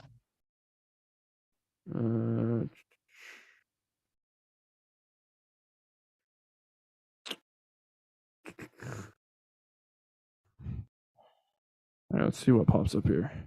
Absolute Certified, Classic, Donruss Optic, Elite Draft Picks, Immaculate College, Leaf Flash. It wasn't limited. It wasn't Panini 1 because Panini 1 and limited still Optic going. Contenders. Elements is still going. Wait, here we go. Now I'm finding. As soon as I see it, it's going to hit me. It's not absolute, not certain, not classic. Is it? No. Majestic is still being Majestic. Made, right? That's it. Because now it's in Chronicles. I was just going to say it's a Chronicles product. It was Majestic, and I thought it was going to do really, really well. And we did 2 cases the first year and only 1 the next year. But it was a nice looking card. I'm not going to lie onto it. But I'm seeing it right now. It's some nice looking shit. I mean, when I looked at the preview onto it, I really dug it. I mean, there was huge checklist onto it. Don't get me wrong, but I remember I pulled the 101 Elway out of it for somebody, and we had a crazy like triple autograph. It was really weird. It wasn't like Aikman and Troy Smith, but it was a Cowboys card. It had like I remember Staubach on. I can't remember who else was on. Oh, nice. Okay. But I just remember weird stuff like that coming out of it that it just really intrigued me to where I wanted to go buy into this stuff. And Majestic kind of became into like the new Upper Deck Black later on to me. Yeah. But some of these Royal cards look nice. Yeah, it light Upper Deck Black. To I guess you could say chipped in a way and stuff like that. Makes sense. Yeah. But I mean, Majestic to me was kind of cool because they were doing the like bronze, like paint marker autos. I remember being in it. You had the gold into it. Yeah. Oh, I mean, I like Gold Standard back in the day because everybody was after the gold cards with the chunks of like the little gold thing into it. Yeah. It's really weird with basically all these like new sets coming in. Some of them are like hits and some of them are just misses. Like the thing is like photogenic this year, like basically NBA wise, initially it was going super well. There's basically a lot of reviews. It's tanked like horribly, which it makes sense, like, outside wise looking into it. But the thing is, everybody's like the photos. It's like Stadium Club and stuff. I'm like, how the product is and all, it just doesn't make sense. While this, it's like a whole different attitude to it. I mean, it looks nice as hell. But the thing is, like, some of these products, like in soccer, Chronicles does massive in soccer, because the thing is, it's the only way to basically get the rookie ticket auto, like, type stuff, or that type of stuff, like, basically in soccer. And so they do well, like, in soccer, like, it does well. But the thing is, outside of that, because those certain sets are basically already available, it doesn't do as well unless it's like Prism Black or something, and even that doesn't do well. Well, I'll say Chronicles basketball, the first year it came out, I believe, was 17-18. Mm-hmm. I think it was was it Tatum and Mitchell's rookie year, or was it Luka? One of the two. Okay. But I just remember, I think it was during the it was 17-18, because you had Lonzo Ball and Tatum and them all in it. Yeah. I only took one case of it, and people were asking for more and more of it, because they were liking how you got different cards from different sets into it. And it was kind of nice. Now, when they came out with baseball was a blunder. Even though I pulled some crazy, weird looking stuff, because it's Panini non-licensed, it sucked. But there were some nice cards. I remember pulling, I can't remember if the Judge Button was out of that or Don Russ Button card. But I know we pulled a sick Ozzy Albies rookie card out of Chronicles and stuff like that. Oh, nice. Yeah. And I was just amazed by it all, because I was like, wow, there's some good hits into this stuff. It's a cheap product. And now look at what Chronicles runs a box. It's like, wow. I think part of it is that those sets are basically regularly available. And so the thing is, like, retail wise, it makes sense. It sells well, because the thing is, instead of like buying this box and this box and then this box, I can just buy the one box that has all these different sets of cards, and basically I can see them all. I have the chance of pulling all of them, like, whatever. But the thing is, like, in soccer, you basically don't have any of those sets. Like, you really don't. And so basically the only way for you to pull like a rookie ticket auto Pedri or like whatever is through that product. That's the only way to pull it. And so the thing is, there's a what's the word?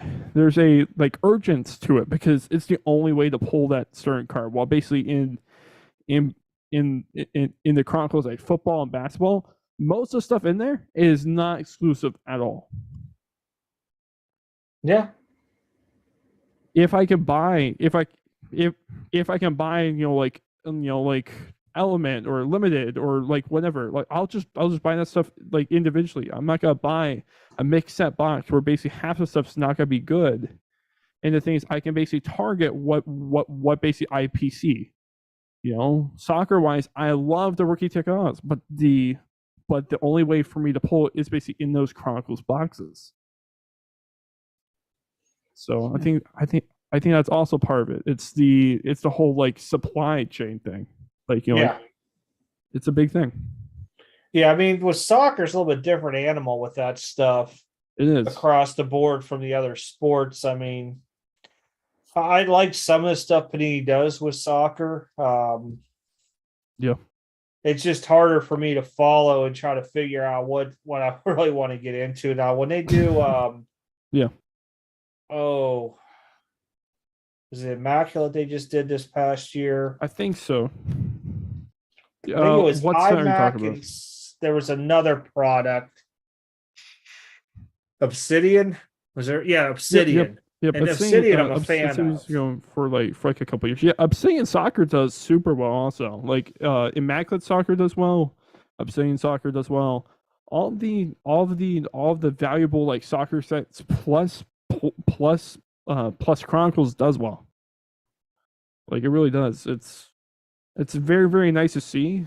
It's a little scary coming into this next year. I feel like they're gonna start adding more sets, because the thing is, stuff is selling through, and there'll be a whole thing. it'll become the overabundance of sets, kind of like football and basketball has right now. And with soccer, the soccer market cannot supply that. There's way less people into soccer than football and basketball. There's way less. Yeah. And they can't supply it.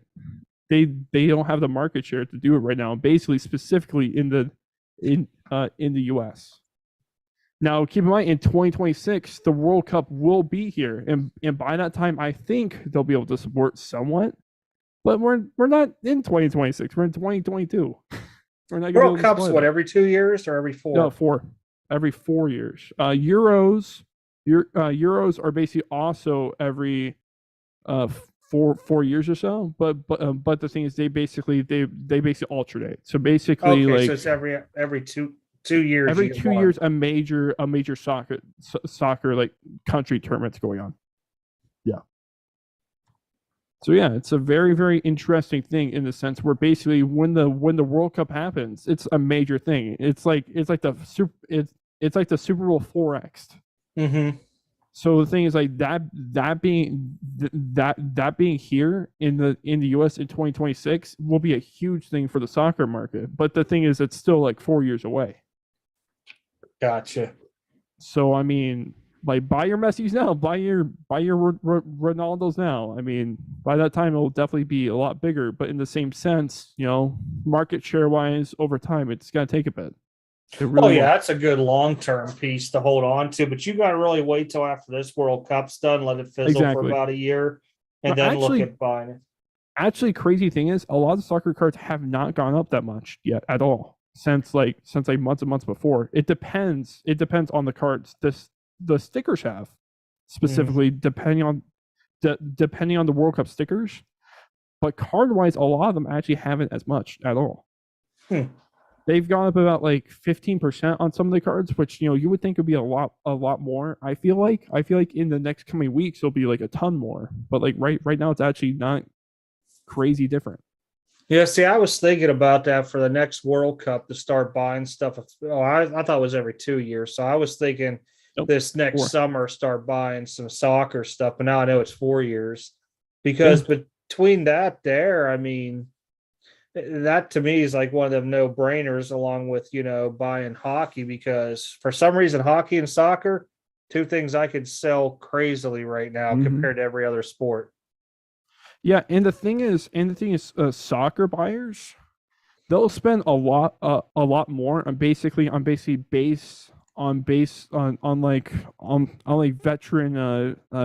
like parallel cards. They'll spend a lot more money on those compared to football. Like think of like a 2020 Jason Tatum optic numbered to 150 or something. It'll be X amount. It's not that much, because the thing is, it's like a however so year. It's like a 4th, 5th year card, But soccer wise, depending on the player and the parallel, it'll still do massive numbers. Like depending on the grade and stuff, like normal. But the thing is, it sells. It sells a lot better than football in that sense, because the thing is, people specifically buy for their football club and their football player specifically, and by football I mean soccer here. They'll specifically buy for that guy. So like I bought a 2014 Aguero, who is a really, really good good basic English English club player. It was a silver from 2014. It was a PSA 9 bought on PWCC for like $14. It's like a $40 card. A lot of the stuff will basically fly under the under the radar on that type of stuff, and it's easy flips. Because the thing is, PC buyers that will pay up on soccer stuff. They really will. I'm pretty sure it's probably the same with hockey in a sense. But the thing is, hockey's limited set wise though, unless I'm wrong. No, it is. There's a cup. There's a normal like upper deck series stuff with basically the young gun stuff. There's the O-Pee-Chee sets. Is that really it? Well, you got your upper deck series 1, 2, and extended. Yeah. O-Pee-Chee, they got like the initial chunk goes into upper deck series 1, 2. Then they have their own stuff. You have O-Pee-Chee Premier, SPA, SP Authentic, Black Diamond, the Cup, Premier, Allure, Splendid. But I want to say it's probably like 15 or 16. It's under 20 solid sets per year. So you're not getting a new hockey product every week. You're probably averaging like every 2 weeks, maybe 3 for a new hockey product. And the thing is, on top of that, the main 2 sets being the Young Guns and then the Cup cards, right? Well, if you really look at it, I think Cup is your top. Then I think you move to SP Authentic because that's your future watch autos. Oh yeah, then goes to like your those. Young Guns, maybe the Black Diamond afterwards. I think Gotcha. Young Guns and Black Diamond are kind of like neck and neck. Young Guns used to be the cream of the top piece of it all. If you just went for like base rookies out of the bat, but when they start adding the autos in the Cup, I mean SPX is really low, even though it's a cool looking card. Allure came out. That is kind of like your Prism cards that have all the funky stuff on. Well, you got to remember, Upper Deck did Skybox Metal Hockey this year too. So nice. That was a pretty big hit because you introduced PMGs again back into it all. Oh, yeah.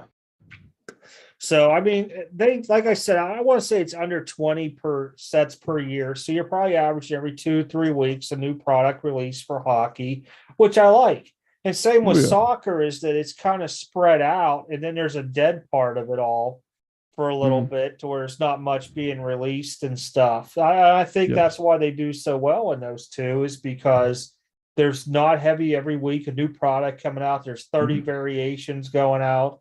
Upper Deck Artifacts, that's the other one I was trying to think of, Artifacts. And that's where you're going to get a redemption because it used to come out prior to the draft. So you would get like a redemption for like the Pittsburgh Penguins or whatever team there was. And whatever their top pick rookie was, you were going to get a card of him later on.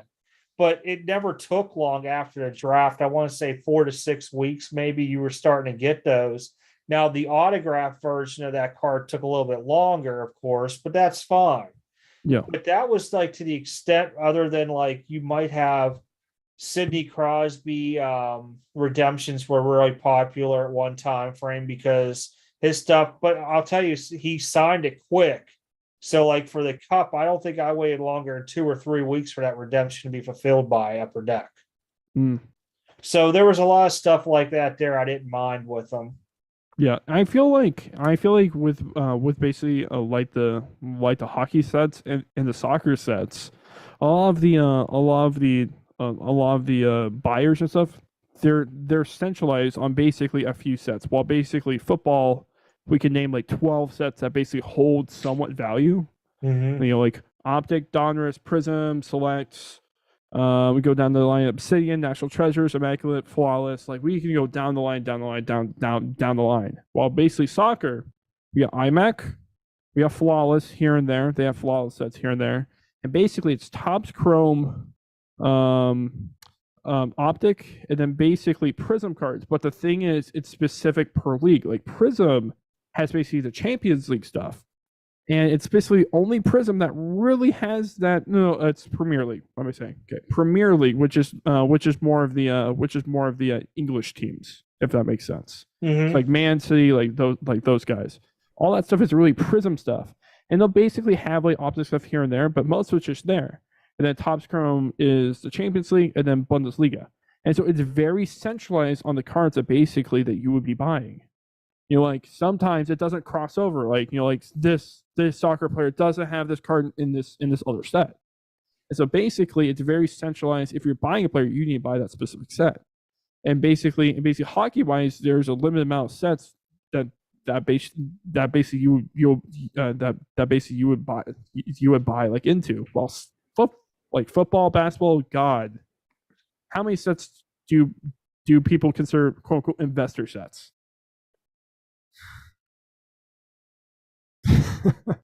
The low in number, like a low question right there because there's so many. So I don't know, and it depends on the person. Like we'll use basketball. Some people favor Flawless over NT over Flawless. Some people like Contenders because it's just the nostalgic piece of the whole thing, even though it's way too many autos in there. And when you open a case up and you get like 5 Wormley rookie autos in it, that just throws away out. That was a bad experience. But I mean, I would say NT, Flawless, Contenders has dropped way down, but people still like it. I think Optic, Select, and Prism have fallen out because it's just being so overproduced. Select really did when they made it retail. I would probably Prism's definitely in like individual card wise is still definitely up there, I would say. It's up there, but it's fallen real big time. I don't think it's a top 3 anymore. Gotcha. I would have said before it was definitely a top 3 if people wanted, but now because it's just being so overproduced with so many parallels, it's turned a lot of people off. I mean, granted, you pull yourself a gold vinyl or some kind of low number rookie auto, all of a sudden people love it. But overall, I just don't know with all the different colors and stuff going on with it. I would think Obsidian would be up higher, but a lot of people are not fans of it. I would probably even put Panini 1 over top of Prism right now. I don't know if I'd be there with you, but I get you. Panini 1 dries up so quick in finding it within 2 weeks of release. Fair enough. And I mean, that's how people love that Panini 1, especially basketball Panini 1. Yeah. So it's just one of those harder things to where, and I think a lot of people are comparing Panini 1 to like Dynasty in baseball and how it came out. Now, difference is Panini 1 in basketball, you get 2 cards a box, 1 base numbered, and then, your auto. Football, you just get the 1 card. Usually some kind of auto. It doesn't have to necessarily have a patch. And then you also have Dynasty, which is always a patch auto. I think it's always been a patch auto. Yeah. And by quote unquote like investor sets, I mean to basically normal everyday like people that basically consider them sports card investor type stuff. I mean the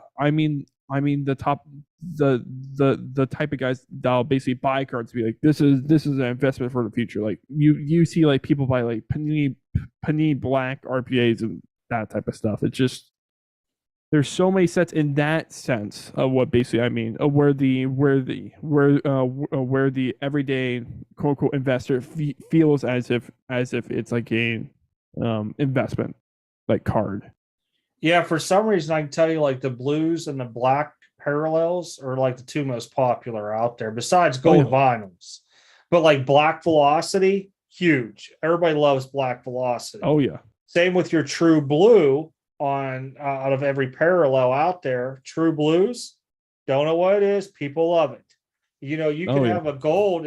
There's at times I've seen a True Blue PSA 10 sell over a gold PSA 10 just because it's blue. It makes no sense. It's lower in production on the gold and everything. I'm just like, wow, these blues are insane.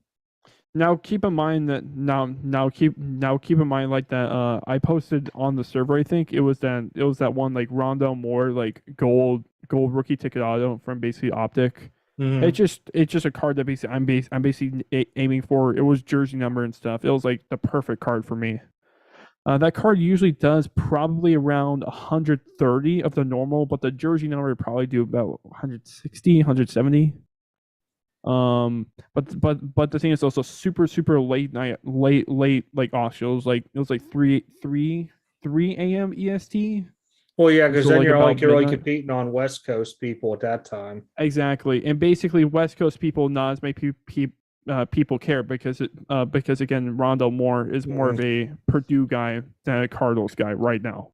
Yeah. And so basically, like on that, I want for $68, and then the guy, of course, said he had the card, and like even though he auctioned off and all this bullshit. But the thing is, like on some cards like that, there was out of 50 of the orange that did $70 like a day later. It makes no sense. Like it's just with with basically half of these parallels that we say like it's gold and stuff, it's value like whatever. But sometimes people just don't value it like that. It varies a lot, especially compared to true blues, true reds, those base set, like established parallels. Even though gold, I would consider that, but it's weird in that sense. Yeah. Doesn't make any. Yeah. The car market makes no sense. So I mean, I can't really make sense of it at all. No, so. half the time it doesn't. You look at it and go, I got no idea why. It makes no sense. Yeah. And you just sometimes have to float with it. It's just what people want out there, what they're willing to put the bigger money into. Yeah, exactly. And the thing is, I think too.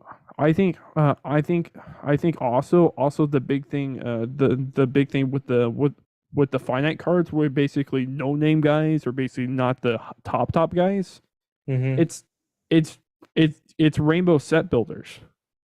Think about it. How many people of that, like prism wise, of that particular player are trying to build like a rainbow. A lot of that stuff is literally driven in that way, collection wise, not even basically like person like wise, like investment wise. A lot of that stuff like basically you'll see Tyrann Matthew stuff like does like well like 1-on-1 finite wise, or all these weird guys where basically they'll basically outdo like Jacob Eason or somebody, which basically quote like basically like right now, like market wise, they should quote unquote be doing better because they're a younger quarterback, like whatever, blah blah, even though they shouldn't be. But they're doing worse, and there's a reason why. It's because people collect that card. There's a reason. Yeah. I feel like I've noticed that with a lot. I've also seen players buying their own cards from me before on eBay. Oh yeah, that happens a lot. I mean, that's cool. I see Donovan Mitchell buy his own card for me. I was like, what the heck? Like, this can't be the right person. And I was like, yeah, it actually is. What do you know? Oh, yeah. I mean, it just so happens family members. I can't remember what the guy's name. He played for the A's. It was like Diedrich or something like that. Yeah. And his family was buying in my breaks all the time. They came out and told me, yeah, that's my kid, in an email. I'm like, no kidding. Didn't know that. And they're like, yeah, anytime you got A's, you're getting ready to post, let me know. I'm like, okay. I'll let you know. Knew the A's were sold every single time because of it. Can't remember the guy's name. It was something like Diedrich or Diedensman or something like that. I'd have to go back and look. That was like an 18 or something. Yeah. I mean, it was just crazy with some of the stuff I've seen coming across. You start seeing names on, who you're shipping to. You're like, wow, really? I'm shipping to this guy. I haven't heard of this dude. Even knew he was collecting cards. You're like, that's kind of cool. Oh yeah, I would say it's very, very, very, very cool as of late. Like players basically getting basically into the hobby and stuff. I think the epitome of that is like AJ Dillon. I mean, he breaks himself actually as of late. I mean, he runs like a whole breaking channel, like all this stuff, and it's a whole culture thing there. It's nice. It's like a cool, good, minded community there. And he generally like loves like basically what he does. Like you talk about AJ Dillon, right? Yeah, AJ Dillon. Let me tell you what, I lost respect on him. I got Oh really? Yep, Instagram. He wanted to get one. I had his. It was an NT. Can't remember. I think it was NT Collegiate 1-on-1 of him, right? Oh yeah. Well, it's sold on eBay, and he wanted this guy's information. He goes, "Oh, if you stole your card, I would tell you send it to me, and I'll give you a shout out, and you'll get all these Instagram followers." I'm like, "Oh no, hell dude. no!" And that's exactly that. From that point on, I was like, "Nah, dude, done, blocked." Oh yeah. And I was like, it came from a verified account and everything. I'm like, could this be hacked or something? And I'm like, no, man, no. Yeah, actually, the thing is, I don't know if you know about him, but basically, he specifically buys all of his 1-1 cards. No, he tried. Like I said, I had the one. It was an NT. Yeah. I want to say it was Collegiate, NT Collegiate. If it wasn't NT, it was iMac. I'd have to go back and look. It was the 1-on-1. Yeah, had it on eBay, and it ended up selling. It was like a day or two afterwards. He's like, hey, do you still have this card? I'm like, no, it's sold on eBay. He's like, hey, can I get the buyer's info? I want to buy it from him. And I'm like, what? And he goes, yeah, if you still had it, I would be like, hey, I'll hook you up on Instagram with all kind of like followers and stuff for the card. I'm like, what? No. What the He's fuck? like, hey, you got any prison boxes that you could send me and I'll hook you up with followers? I'm like, I don't want followers. Like, what kind of crap is that? If I go back and look at it in my phone, I'd have to go back and scroll way back, but it's still in there. I'm like, wow, why would you even say that? Yeah, it's You like know, and those. there was a couple other people yeah. had messages like that from him too. I'm like, no. I'm like, I don't know, man. I said, I don't know if that's a spammed account or what, but it ended up being his true verified account. Yeah, that's crazy. Yeah, because it's like the whole like influencer at show thing. You know, I give you something, I get followers, and apparently that's worth whatever I give you. No, it's not. Like I'm doing just fine myself. I can sell that card myself. You know, I don't need to give up this guy's info. You know, there's no reason for it. There's no immediacy to it. You have nothing to do with it. What's the point of doing that? What the hell?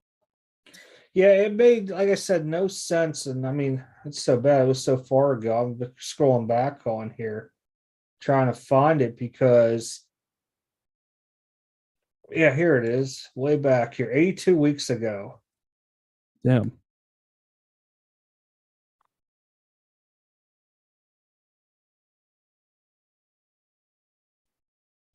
So it's probably just under like a year or something.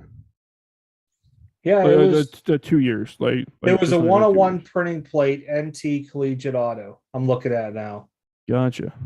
Yep. And I said, I'll pass your information along to the guy on eBay. I don't know if he ever did anything with it. Yeah. But yeah, stay logged in. All right, man. I'm gonna cut off of here. It's after 11 here. Yeah, it's pretty late. Been a fun day at work all day. Oh shit, I feel that. But I appreciate you coming on, man. Of course. Always fun here. So always fun to be here. So can't beat it. All right, All right, man. I'll see you guys. Take care. All right, you too. See you. See you. All right, everybody, we're out. See y'all later.